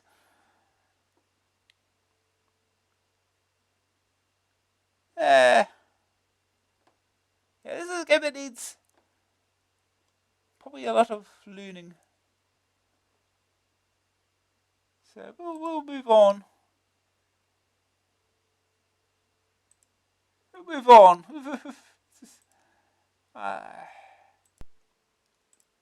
Game's too big brain. We'll go with the final game of the issue, which is Dan Dare 2. A Virgin, $8.95 cassette, $14.95 disc. Joystick or keys? Yeah, a game that uses a joystick. This sequel to Dan Dare, the Mechon again, has a despicable plan to wipe out life on Earth. He has developed a race of super trees with his genetic experiments. This time around, you can be either Dan Dare or the Mechon. Nice to be the bad guy for once. The fate of the Earth is in your hands, and it will be decided inside the Mekon's battleship. The battleship is divided into 4 levels, which are connected via blast doors. Blast doors are impervious to lasers and explosions. To open them, you must kill all of the super trees on a level, if you are Dan Dare, or activating them all, if you are the Mekon. Killing or activation of the super trees involves shooting their life support system. Force field generators appear throughout the battleships, and these must be deactivated by shooting them to allow access to the other parts of the level. Other than Dan and the Mekon, there are also trees and Space Fleet forces fighting each other. The combat goes on continually, and you have to take care not to get caught in the crossfire. Hits from lasers deplete your energy, and if it run out, you lose one of your 6 lives. Lives are also lost if you get stuck in a garbage disposal unit and are crushed. Loss of a life returns you to the start screen of the level. Bonus lives are awarded every 50,000 points. Completing a level depends on whether you are Dan or the Mechon. If you are Dan, then as soon as you shoot the first super treen, a countdown begins. You must then eliminate all of the other super treens on the level and reach the blast doors to the next level before the time runs out. The Mechon has a time limit to start with, and you must activate all the super treens and reach the blast doors before time runs out, a much harder task. If you fail to complete a level before you run out of time, then the game ends. The final level has an escape pod, which will only allow a Venusian life form inside. This could pose a problem for Dan. It also needs a portable operation unit before it can be used. Control of Dan or the Mechon is not easy, since the battleship has an artificial gravity, which means that the only way to stay in one vertical position is by alternating between pushing up and not pushing up on the joystick. The time limit to complete each level leaves little room for error. If you accidentally get sucked down a tube or lose a life once the countdown has begun, then you are unlikely to complete the level. There are no tunes, not even a title tune, and the sound effects are simple and of just the right frequency to irritate people. The graphics, on the other hand, are superb. They are bright, colourful, and well animated. The explosions look explosive. It's a pity that they're silent. At first sight, this looks an easy game. After a little play, you're convinced that it's impossible. And after more play, it seems to be too simple to complete. The only problem is the time limit on each level, and practice will soon provide you with a route to complete the game. Definitely a game to be mapped. First aid targets will complete level 2 as Dan. Dan stared into space. Gosh, chaps, this one's bigger than a Mekon's ego. The verdict. Graphics 84%. Great explosions. The Mekon and Dan look good too. Sonics 28%. No tunes and the effects are poor. Grab factor 82%. Flying around and zapping your enemies is enjoyable. A few plays make the game seem very frustrating. Staying power 74%. 4 large levels full of enemies to kill. A bit too simple to complete the game. AA rating 78%. A good follow-up that will keep fans of the original very happy. Okay.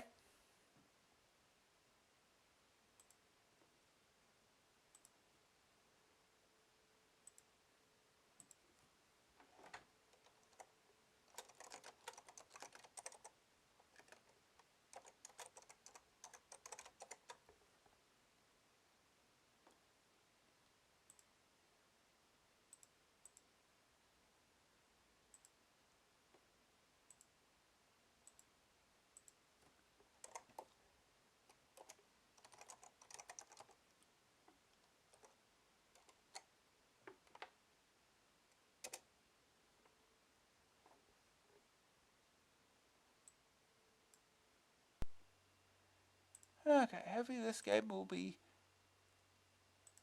understandable to some extent.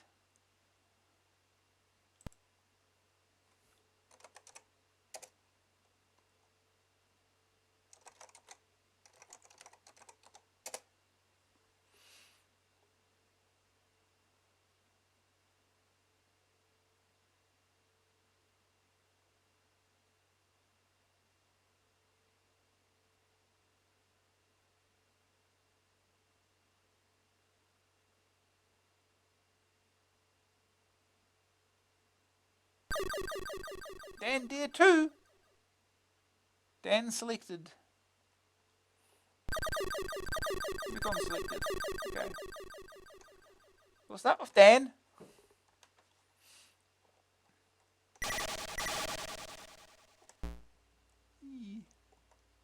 So the problem I have with this game is you don't know what walls are.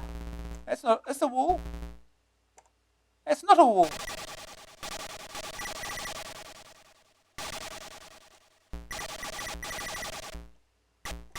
That's a wall.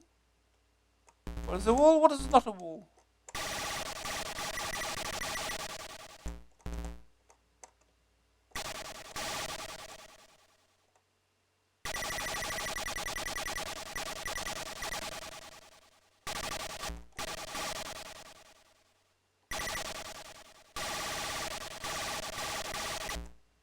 Okay, a force field generator. Control, up.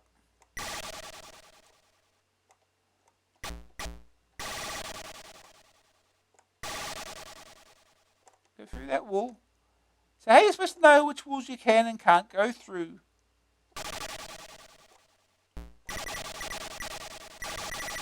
Can zap the super tree. That's us time limit.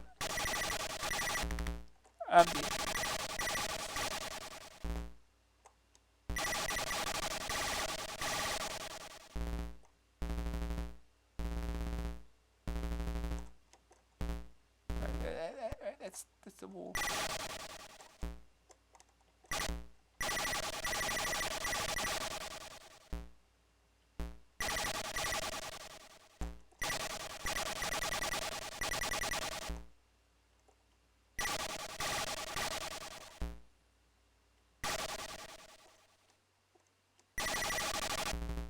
Oh, let's come back through here again.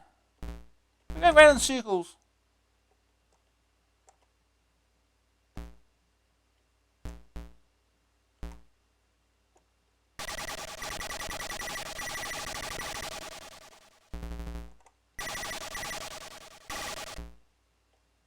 I don't know if I died or not, I can't tell.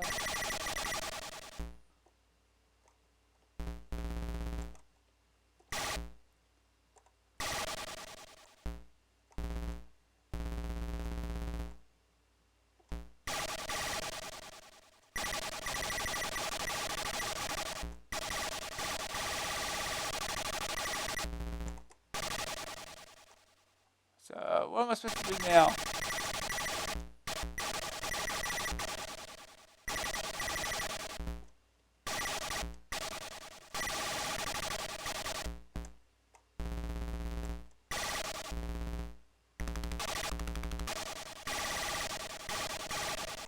I have no idea where I'm supposed to go, what I'm supposed to do.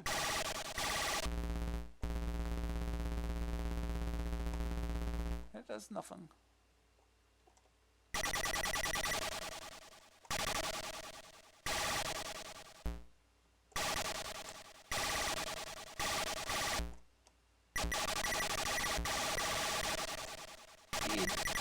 I think I might have infinite lives somehow as well. It's going to be a problem.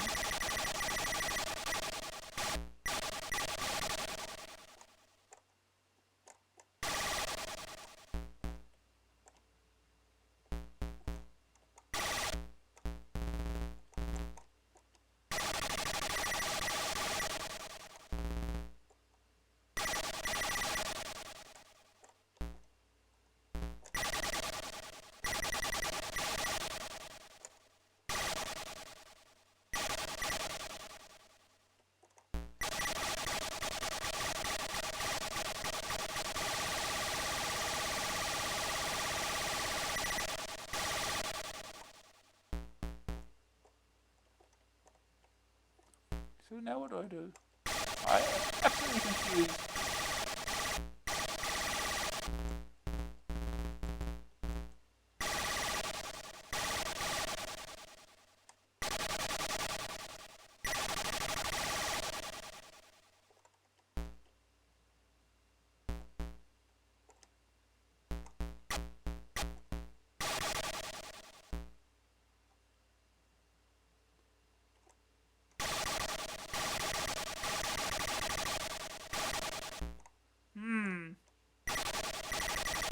Thoroughly confused.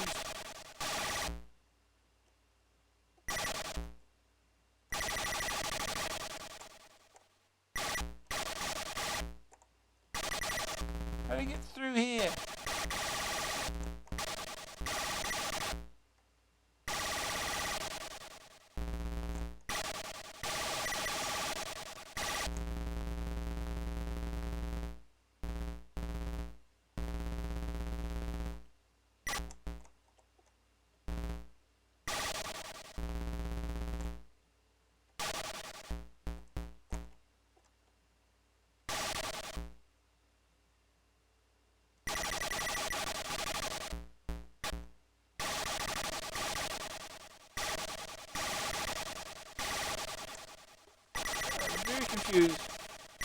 I'm dead again. Yeah, I think I got infinite lives. Yeah, I'm pretty sure I got infinite lives here.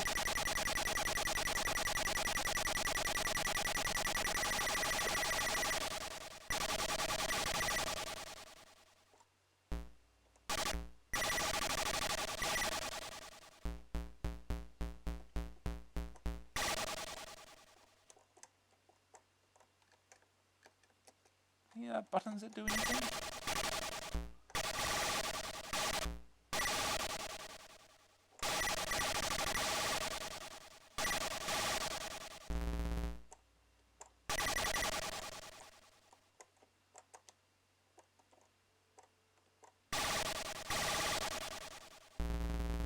And shoot. Oh, we can go through there. Oh.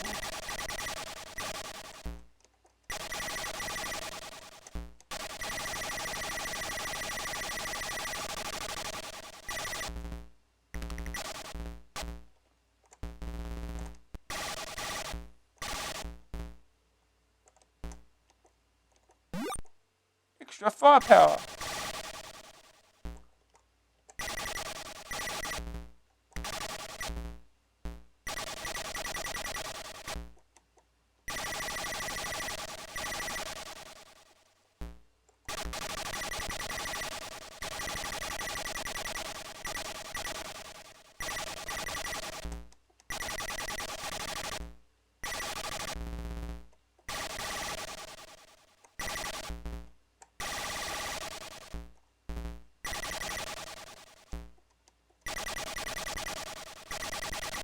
And zip the super tree.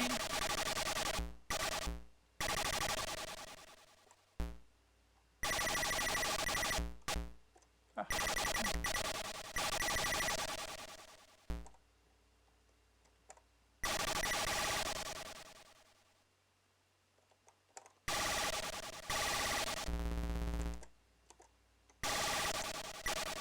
Okay. That one was hard to hit. Now where do I go?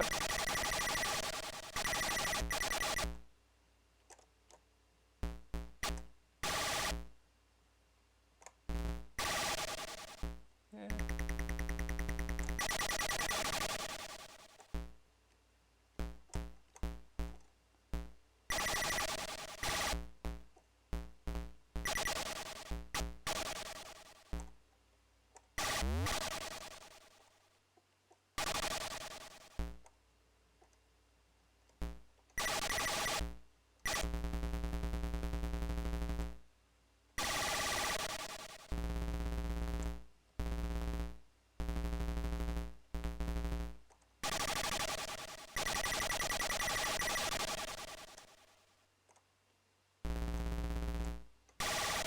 Okay, I have no idea where I'm supposed to go now.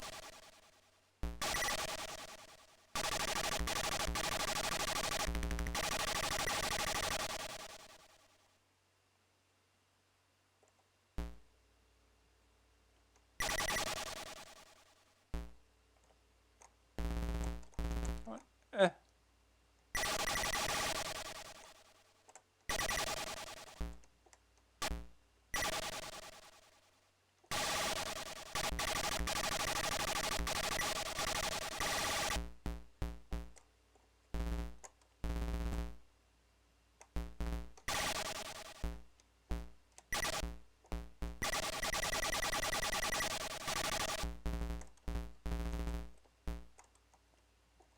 so what am I supposed to do now? Supposed to reach the airlock or whatever. I have no idea where that is. Or how to get to it.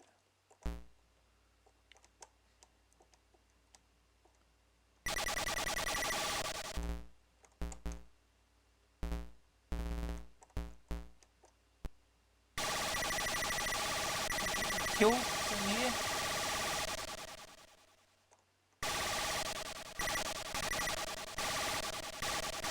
No, he's not.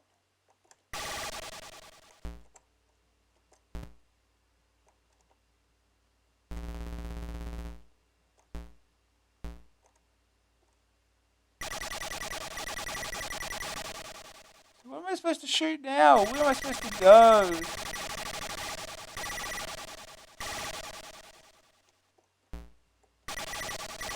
I don't get it.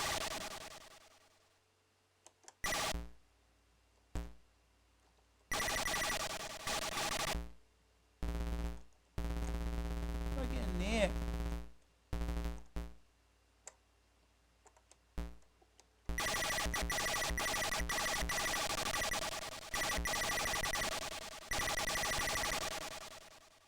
Oh, of course there's that door.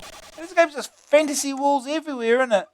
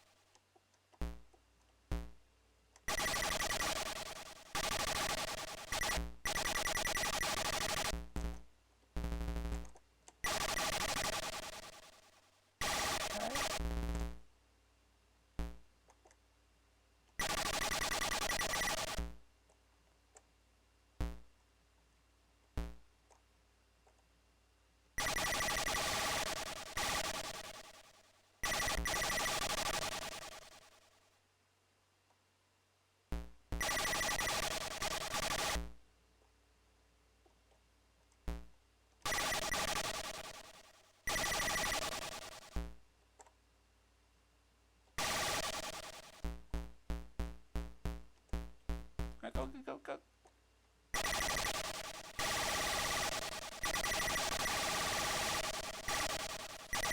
Okay, so where will this take us? Oh, just here.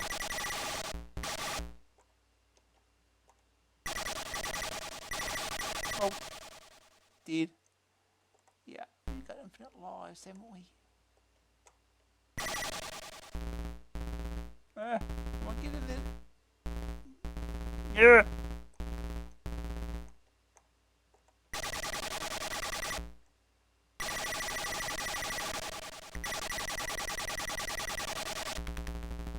Alright, there's nothing here.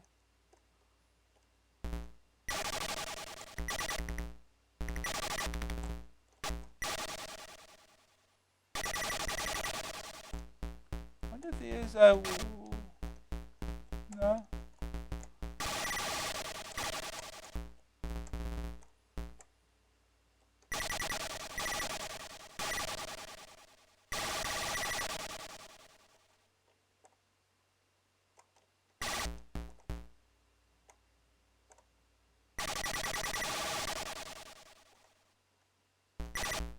No! Uh.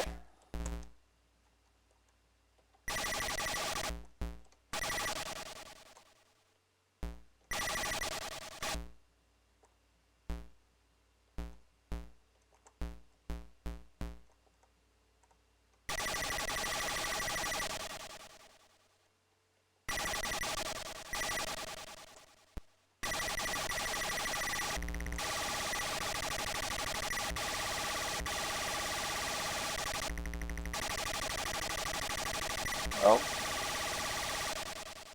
I'm not done here yet then.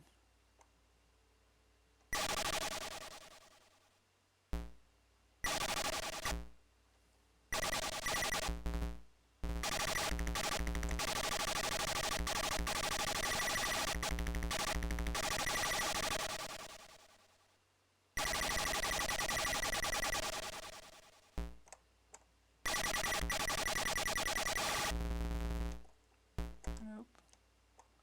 No fancy walls here.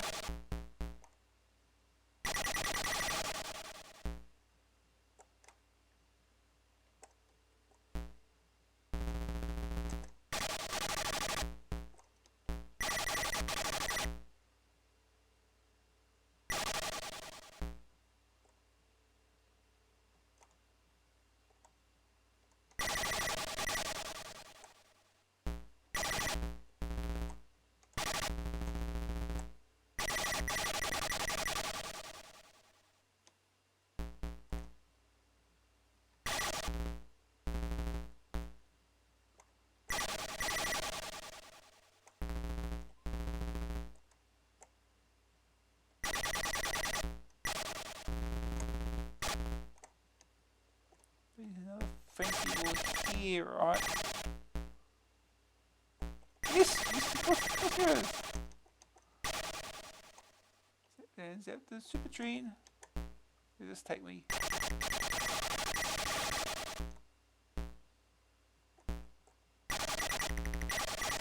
Ah! Well, I know you're supposed to avoid that. Is that the trash compactor, I guess? Yeah. In.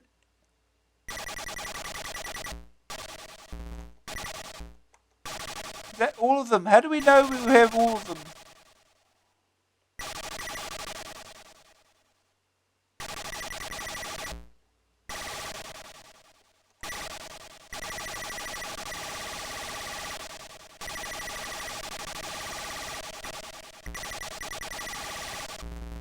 It's not opening.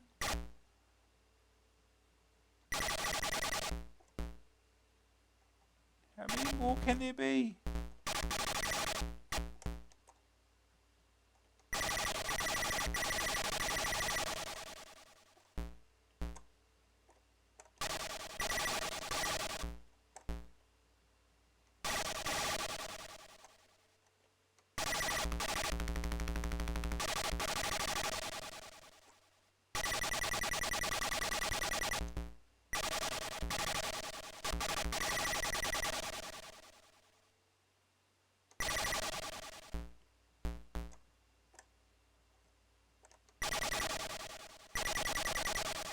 Ow.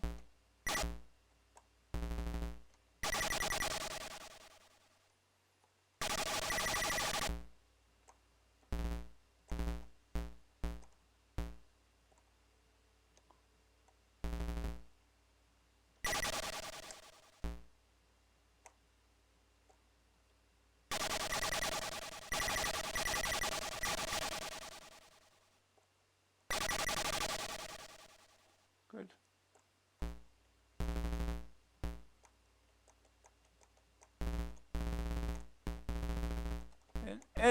Come on, in, thank you.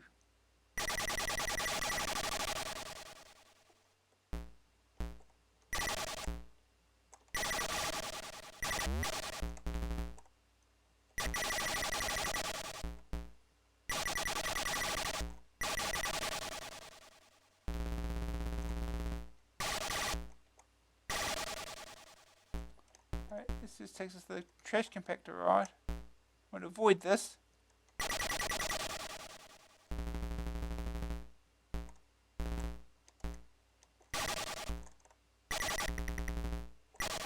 Yeah.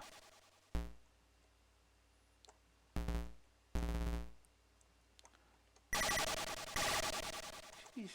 How big is the level?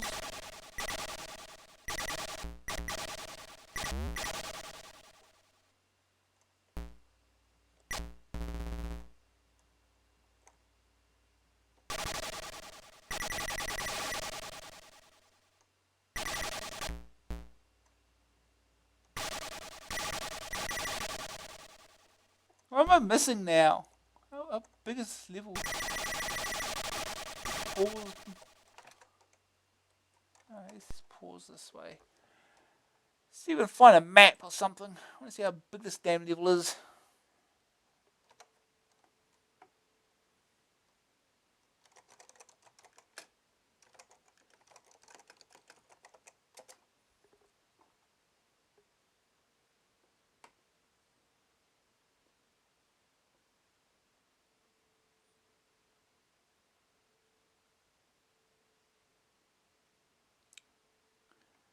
I've got a map of the first game.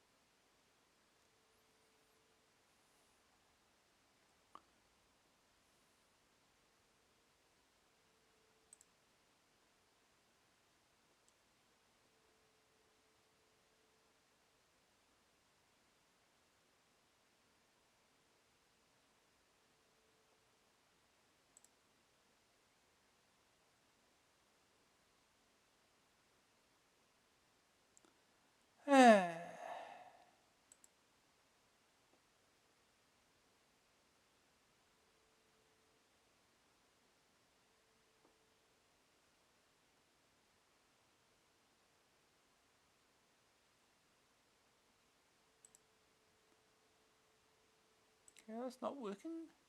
So it's a long play. So I'm missing something here.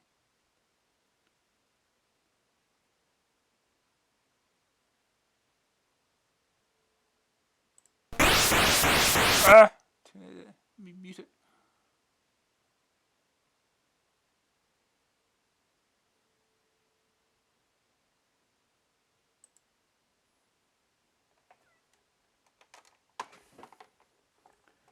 Alright, let's see here.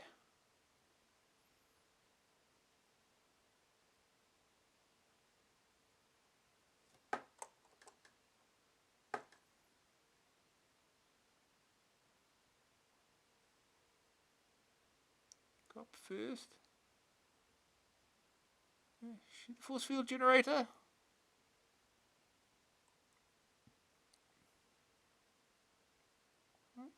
Shoot the super train. Yeah, he gets 12 minutes-ish to do it in. Yeah, something tells me he's a cracked version of the game with cheats enabled by default. There's one there. The power up.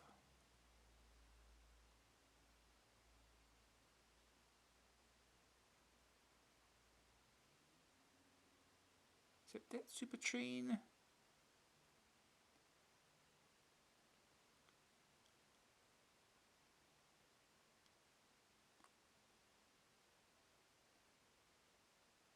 That super train. 9 minutes left. I mean, minutes. It counts out pretty fast. So. Not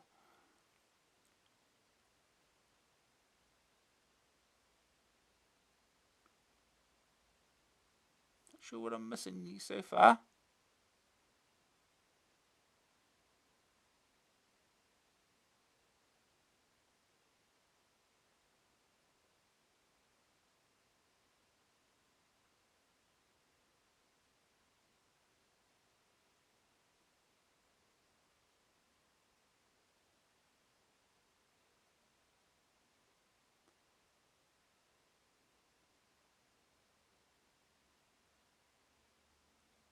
It's not open.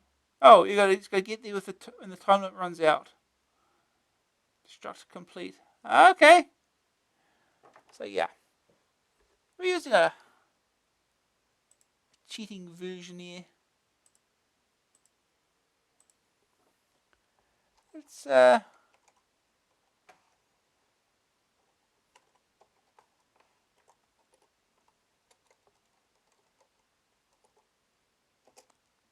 you can find other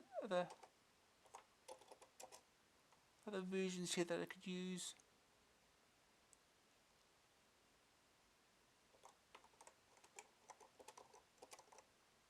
Try this version. Let's see what happens.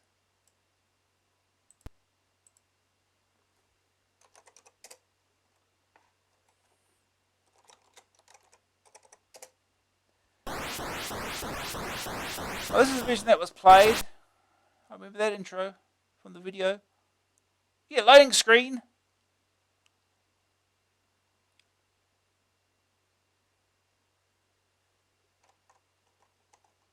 Take a screenshot of that.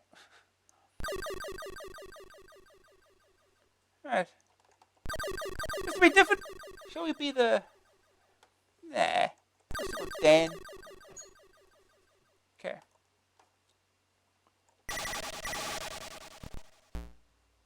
So we know where we're supposed to go at least now. So.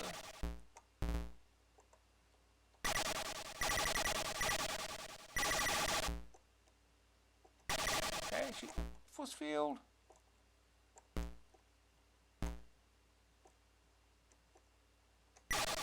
Shoot the super train. Timer starts.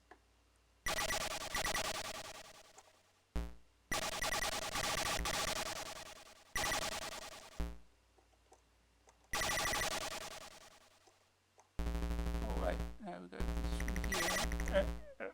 In we go.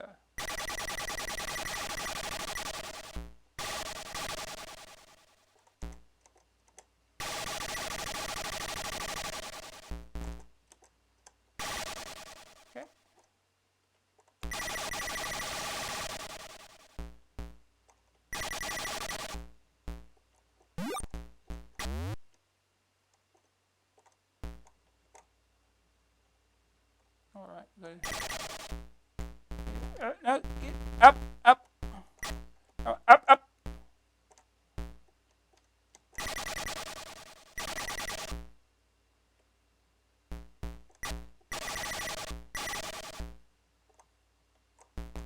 Okay, we're going to get into the.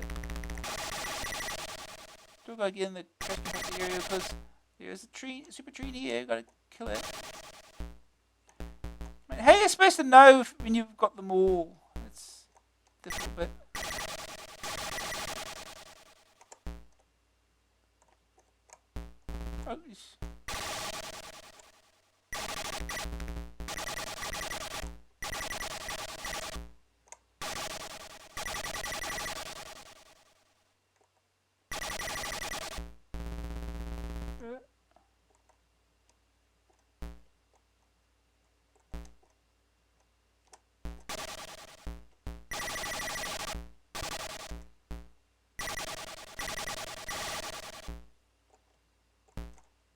Oh, is there another one down here at the bottom here?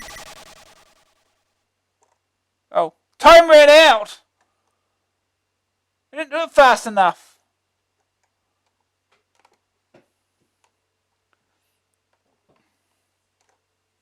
But yeah, that's how it's supposed to be played. Try the mic on.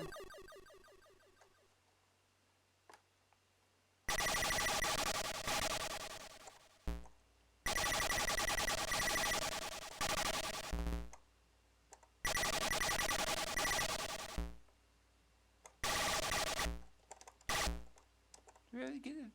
Okay, the force field generator.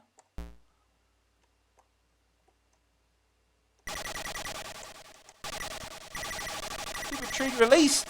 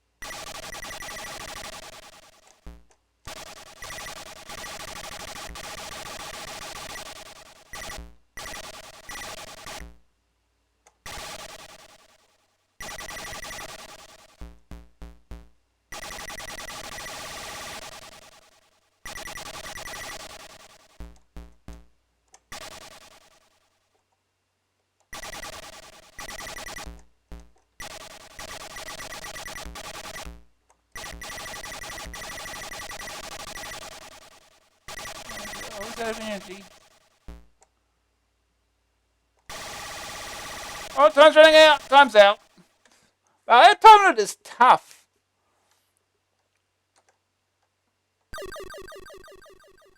Wow.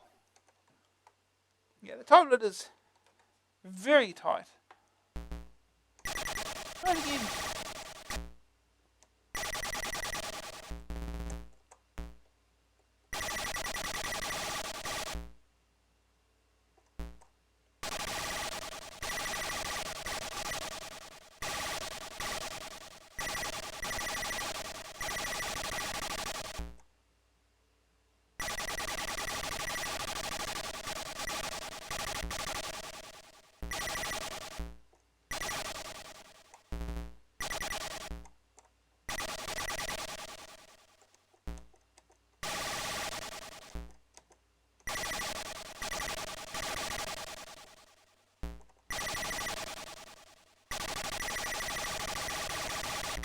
Ah.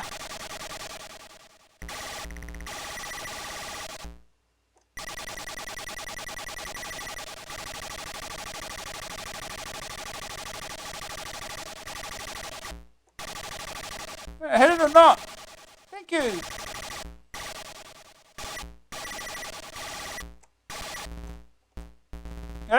Up.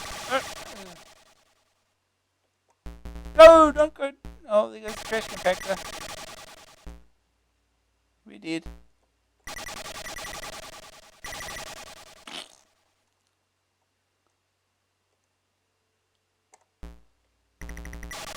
Well, once that's happened, it's bad.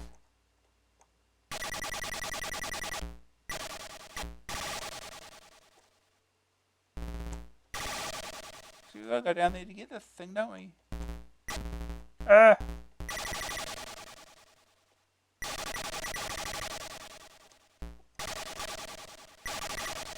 Nope, time out.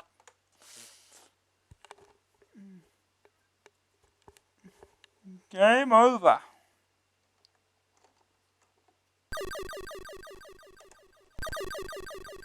Go back to Dan. Let's do it again. Let's give it one last chance.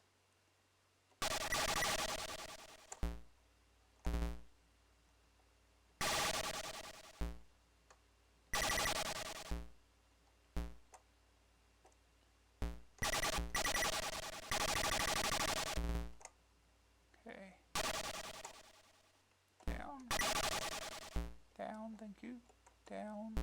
And here.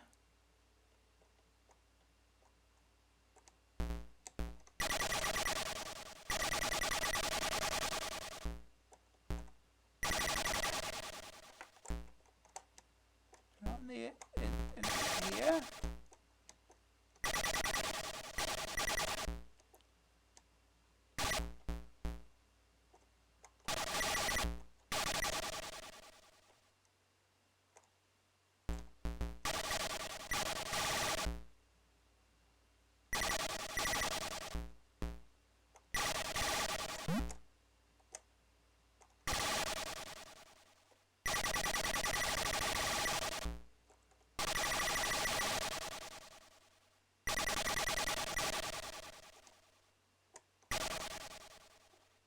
Oh, right, this one across. Get over there. Come on.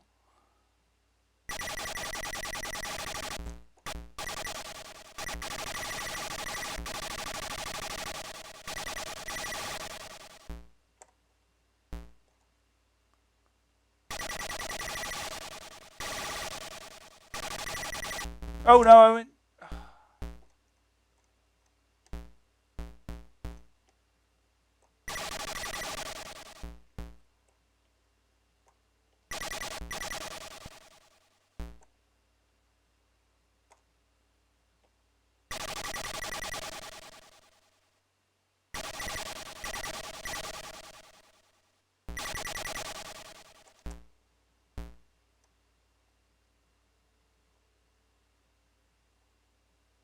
Destruct complete. Stage 2. Made it to stage 2.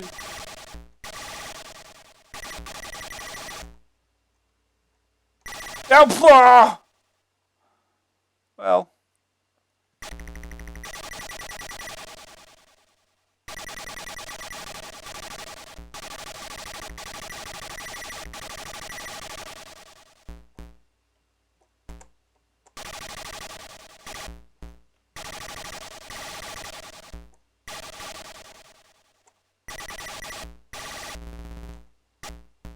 I guess that's the airlock. I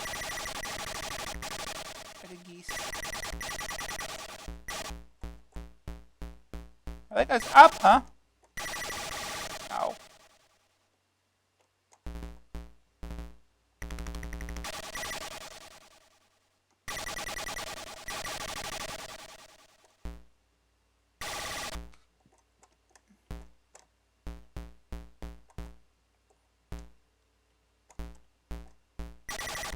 Already stuck here.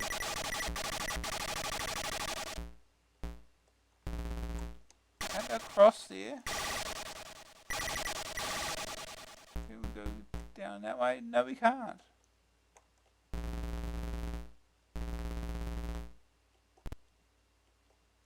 This way. Oh, let's do the. We can't go up.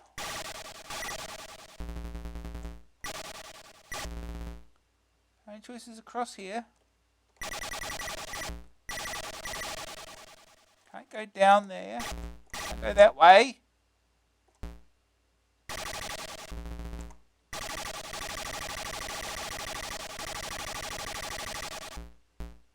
Can't go that way.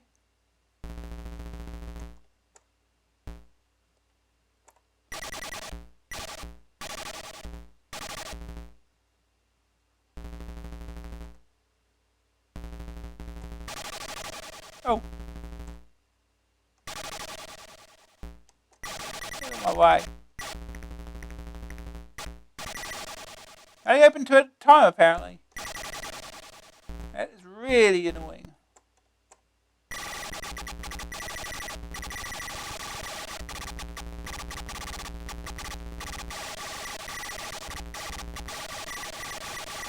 That's a trap.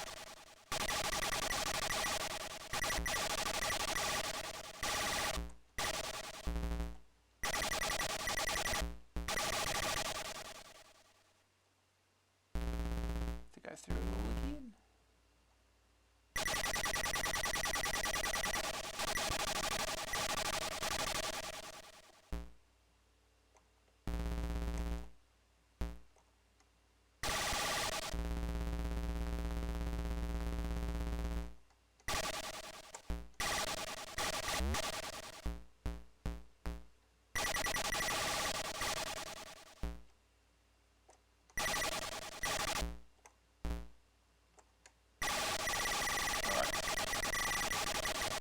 That room.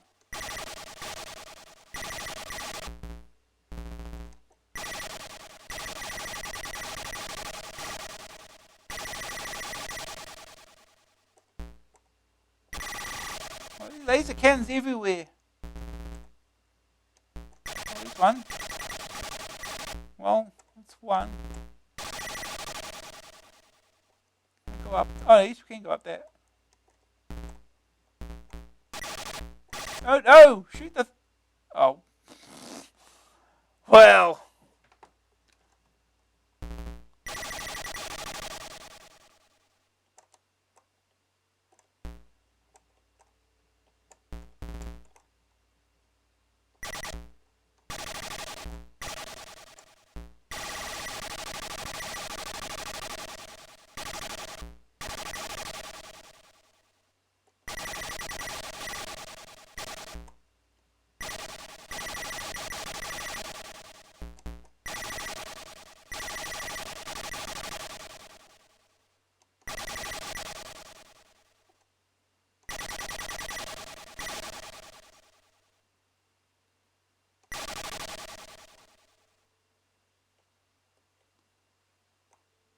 Oh.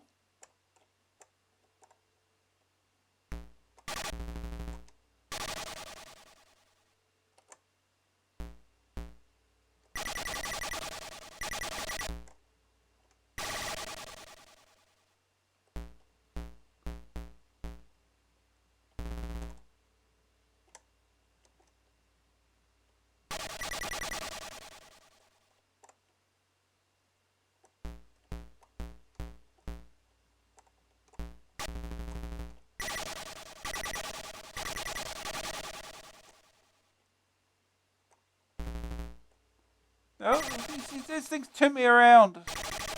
How do I get out of here?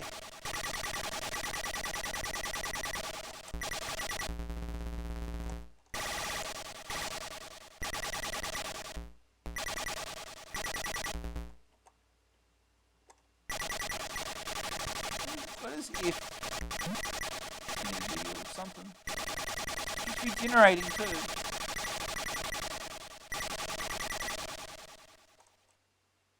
Come on, stop that.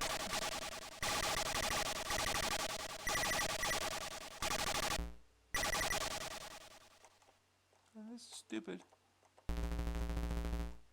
No, you can't go out that way. Can't go through these walls here.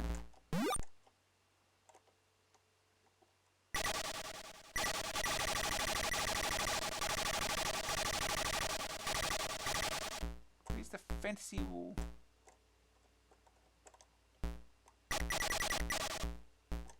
Not there. Or they reverse control maybe. No, it does not. You should get the left always.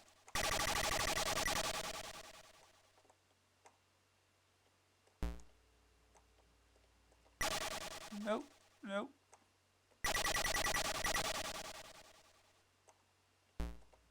Oh, we got it, we got it. That is awful.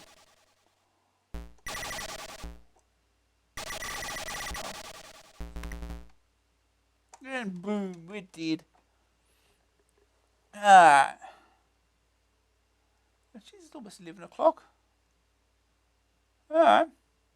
So we timed that pretty well then.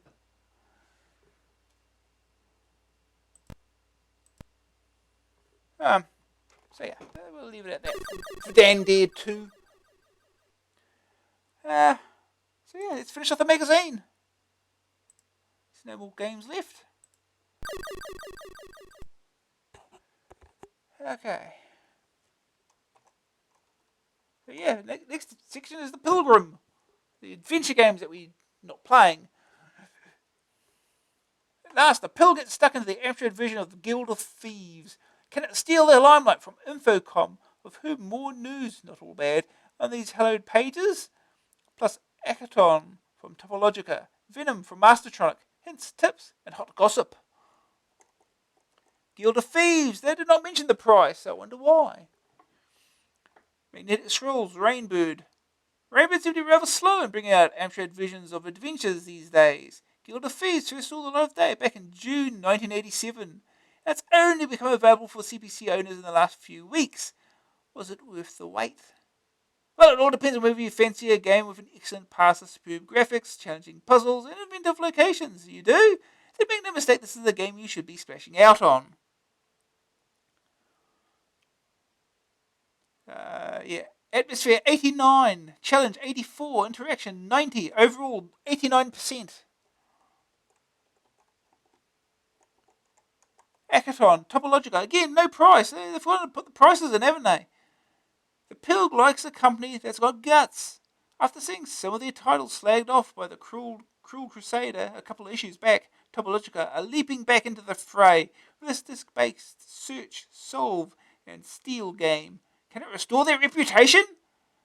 Difficult to say, really, so I'll put the case to you straight and let you judge for yourself. The Pilg first encountered this game back in the days of yore when it appeared for the BBC.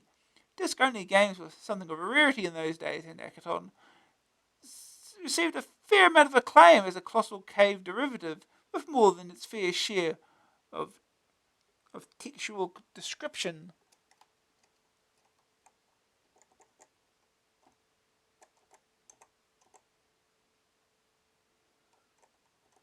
Atmosphere 70, challenge 85, interaction 55, overall 69%. Venom, hey, we got a price, £1.99 from Mastertronic. Well, this was a surprise for the price. It's a very simple game with only 30 commands, including movement, but its icon control system allows you to combine commands with surprising effect. The screen display shows a small but attractive graphic display of your location, which is occasionally replaced by a text message giving some historical background to the game. This is useful since, as usual with Mastertronic games, there's very little detail on the cassette cover. Beside the graphics window is a command window listing 22 commands over which you can move a highlighting cursor with the joystick clicking on scroll. Well, with the joystick. Clicking on scroll replaces the lower 8 commands with 8 further alternatives. As the usual low-level options are there, plus a talk command. And so on. Atmosphere 49, challenge 58, interaction 55, overall 60%.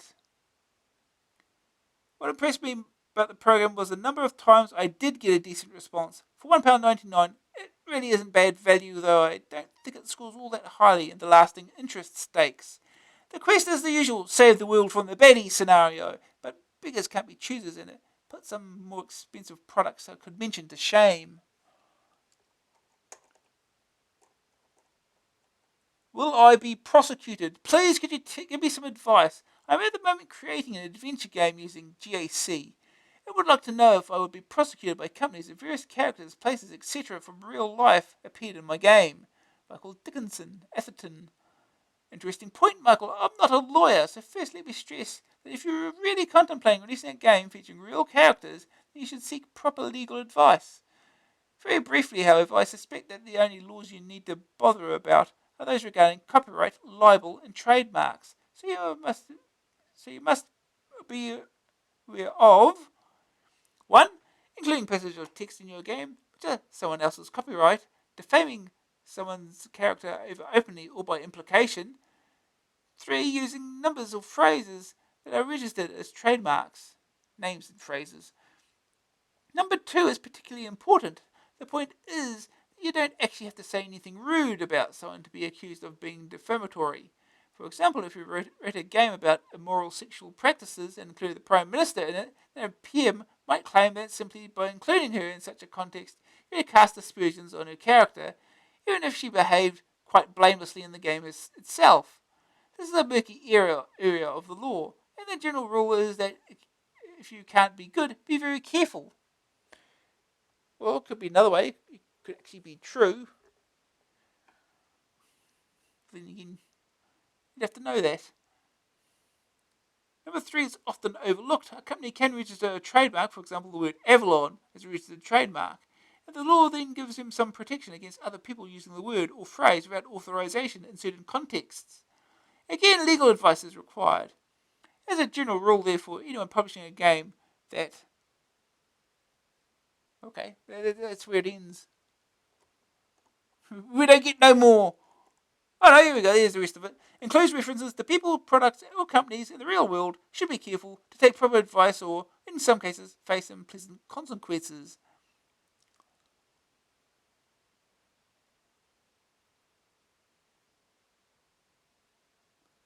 A question for the Grim Pill.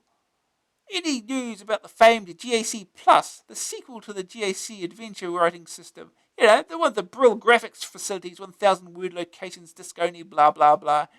My personal view is that Incentive have been too busy with Freescape to bother about it. Hoping you can enlighten me, Michael Wong. Yes, Michael, I believe the Rod and Staff newsroom can cast some light on this. See Rod and Staff monthly in this issue for more details. Ooh, more details. We are the more Fruit Merblops on your Fruit Zamanigita Lal.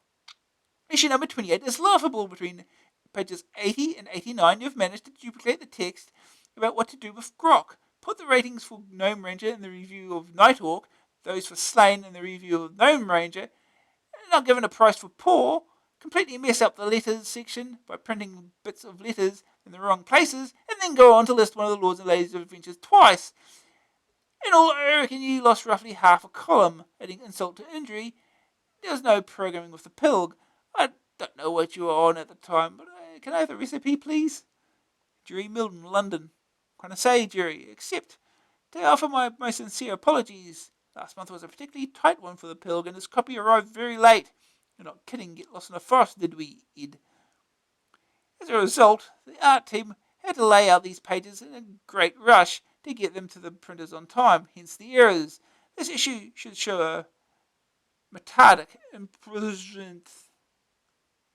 P.S. Thanks for the festive greetings, and no, I'm not related to the gentleman you mentioned, or even friendly with him. Finally, many thanks to everyone who has written in to support the Pilg's call for the reinstatement of Infocom games on the Amstrad. See Rod and Staff monthly in this issue for further news.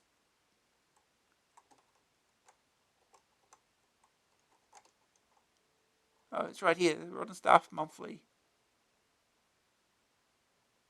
Activision stands firm. Infocom for CPC is still in doubt. Claire Hirsch, marketing manager for Activision UK, confirmed that despite the huge protest by Amstrad owners, the company was to cease supporting the CPC and PCW markets. It's simply a question of sales, said Claire. And at the end of the day, just as we see our sales on ST and Amigas increasing, we also see our Amstrad sales dropping.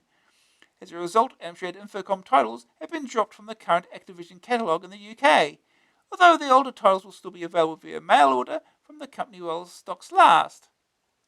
One word of comfort, the situation is constantly being reviewed, said Claire, and and the Pilgrim is investigating a means by which a regular supply of Infocom titles can be maintained for CPC owners. In the meantime, stay tuned for next month's issue of the Pilg, and the Pilg will print a list of titles still available together with price and ordering details. Incentive launch Supergenerator. Here we go. Incentive have cancelled plans for the development of GAC Plus and have instead come up with an entirely new adventure development system targeted at 16-bit micros and the ST in particular. The new system is completely user-definable, including the positioning of multiple windows on screen, and includes powerful passing and improved character handling facilities. Oh no. This is something of a disappointment for 8-bit Arnold owners, but the Pilg reckons that Gilsoft's Paw has got almost everything you need for serious adventure generating on the CPC, and of course it's available now! Although a game on the CPC is worth 2 in the bush and 10 on an ST, the Pilg will still keep CPC owners informed about the new incentive product as an example of things to come.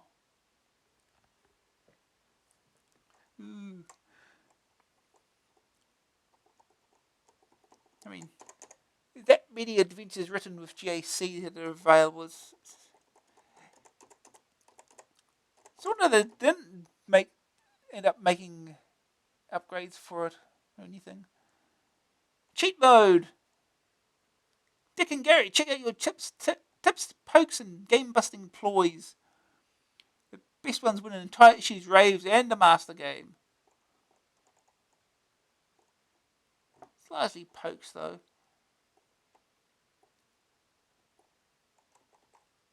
Gauntlet.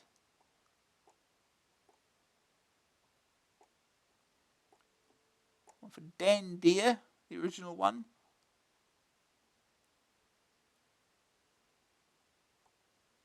These are passwords for Agent X2, in case you needed them or anything.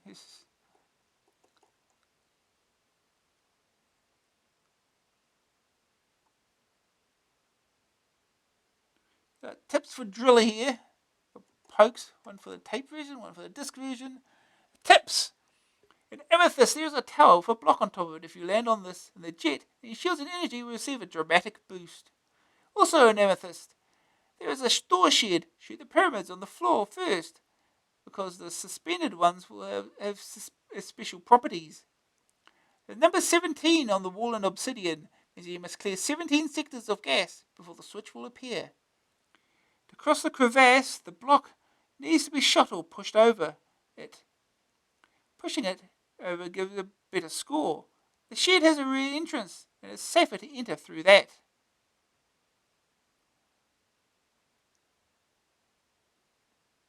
To travel from Amethyst through Lapis Lazuli and into Emerald, you must first shoot the pyramids in Lapis Lazuli. Move through the gaps that you have created until you reach the wall. Rise up, look over the wall, so that you can see the block and shoot it. The wall will disappear, and so will the door to Emerald.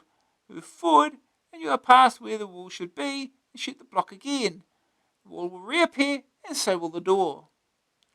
The tree-like object in Emerald can be shot to increase your energy and shields, but it will disappear after it has been hit several times. The laser beacon in Topaz can be turned through 90 degrees by shooting it. Largely stuff we already knew, I think, here.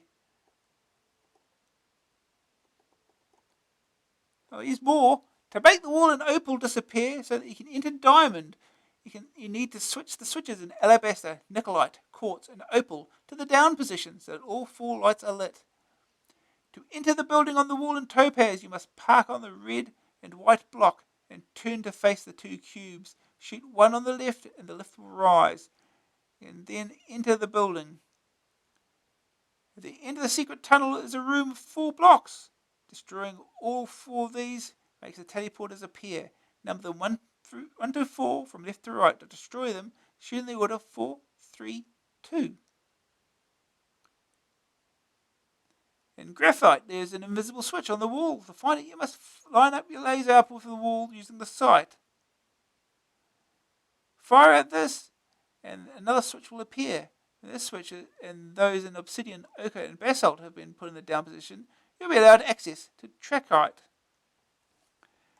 3 telegraph cables and barrel take power to the laser over the entrance into the building. Shoot all 3 so they disappear, then you can safely enter the building. And here's your map. Or half of it. Here's the rest of it. Blocks forming steps.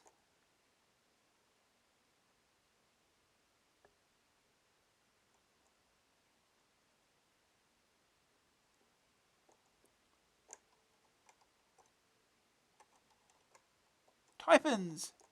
A disintegrator. If you've seen the manner in which screens clear in the games like Druid and Turbo Esprit, if you have, then you will know that the images in question tend to melt or disintegrate. Good. Now you got a program that does it for you. Center Thief. The Akinlawan brothers from Neasden in London have clubbed together to create this exciting vertical scrolling game. You, the Center Thief, must avoid the oncoming barriers, collect jewels, and eat power pills. Each pill adds a segment to your body. To win, you have to get to the top of the screen. Left and right arrow keys to control Centi. If you think it's a snake game, you're probably right. Block save. This short routine by Kevin Jones from Hull lets you save either basic or binary programs to cassette as one large block. The routine introduces 2 extra commands to the system: bsave and bload. Yeah. Smart. Robert Buckley from Kidbrooke in London has written a wonderful design program. It is long, but then it's very slick. Smart uses a cut-down WIMP environment. Windows icons and pointer are present. The mouse is missing. Rather than moving the pointer with a mouse, you can use either keys or joystick. Yeah, it's an art program. Accountant Plus. The Home Accountant program published in issue 27 AA is excellent. However, there is a minor bug. Following is a solution and some hints on making the program even better. Oh, we can get upgrades. This is more of this art program. Wave. Remember Peter Featherston's Sphere Screen program featured in issue 27? Well, Seth Gorham from Portobello has managed this machine code version. It only works on 464 machines and can only cope with vertical and horizontal distortions. It is much faster though. The screen takes roughly 5 minutes to draw. Just 5 minutes. How long was the basic version taking? Multi-util. Andrew Sharp from Oxford has put together a program that supplies basic with a handful of useful commands. When run, the program saves itself as a binary file. That means you can use it later from your own programs. Football and cricket sports simulations from E&J Software. Established 3 years.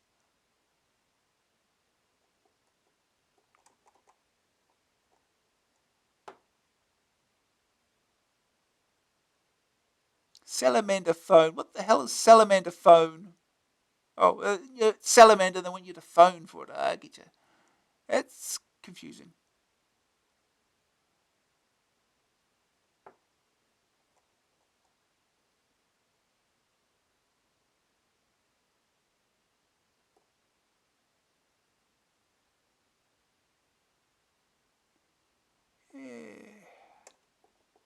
PCB designers design double-sided printed circuit boards quickly and easily with this powerful software. The minimum system requirements to run this software are Amstrad 464 with mono monitor and Epson-compatible printer, DMP 2000. Well, the DMP 2000 is a Epson-compatible printer. There's a lot more than that. Supplied on cartridge only, £89.95. Note there is no through-edge connector. The evaluation cartridge is available for £25. Everything works except the printer routines which have been removed. Refundable against purchase of the main cartridge.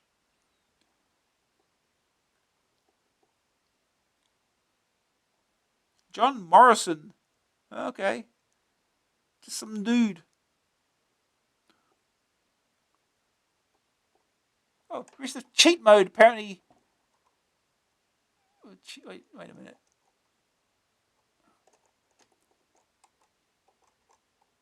I'm guessing this is the end of that last program. So it's not really part of cheat mode, is it?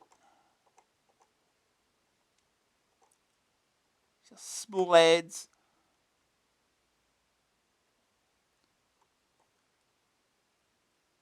Services. Excalibur's backup service. Around 90% of commercially available software. Only 69p per tape or disc, including PNP. Cheapo.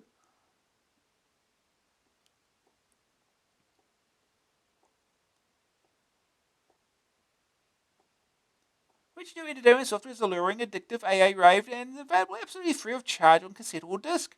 Any one of these titles when you take out a subscription to Amstrad Action. Incredible but true. Yeah, okay. Any one of these programs free when you subscribe. Or buy them separately for the special price of $6.95 cassette, $11.95 disc.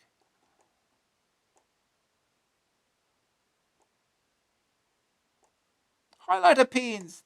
Selling highlighter pens, 3 for £1.50. Magazine binders, £4. Are they still selling the thingy?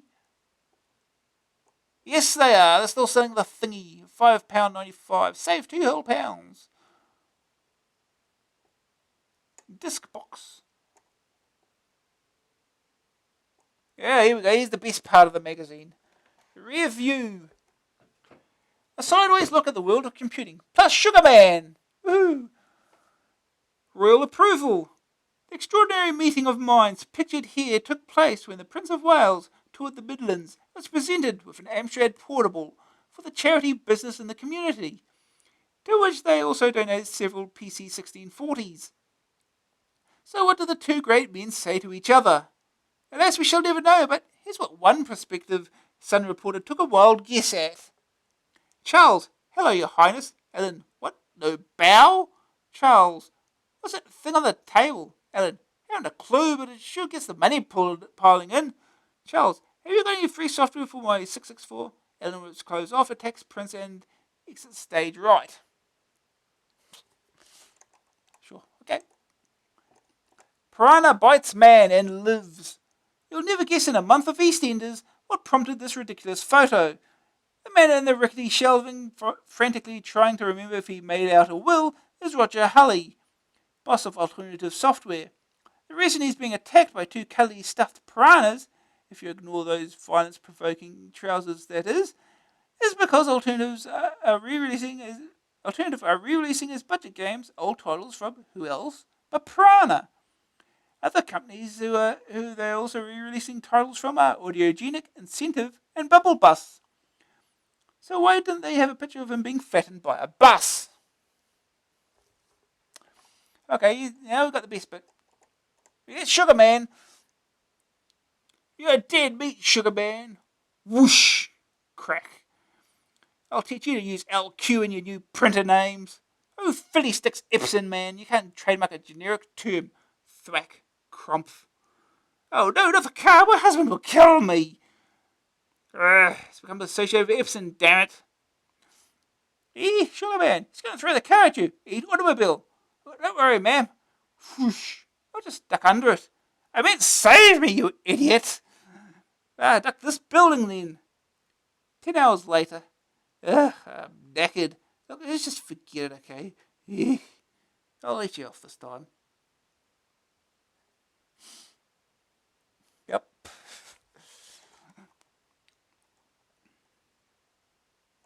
Wonder what they've been doing for those 10 hours. They're throwing buildings to start with. Survive to become a captain. Combat school. 7 grueling events. Plus a penalty stage.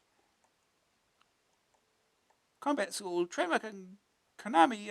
Richard trademarks of Konami. Copyright Konami. 1987. Platoon. The first casualty of war is innocence. Ocean. A computer program from Ocean. And that's the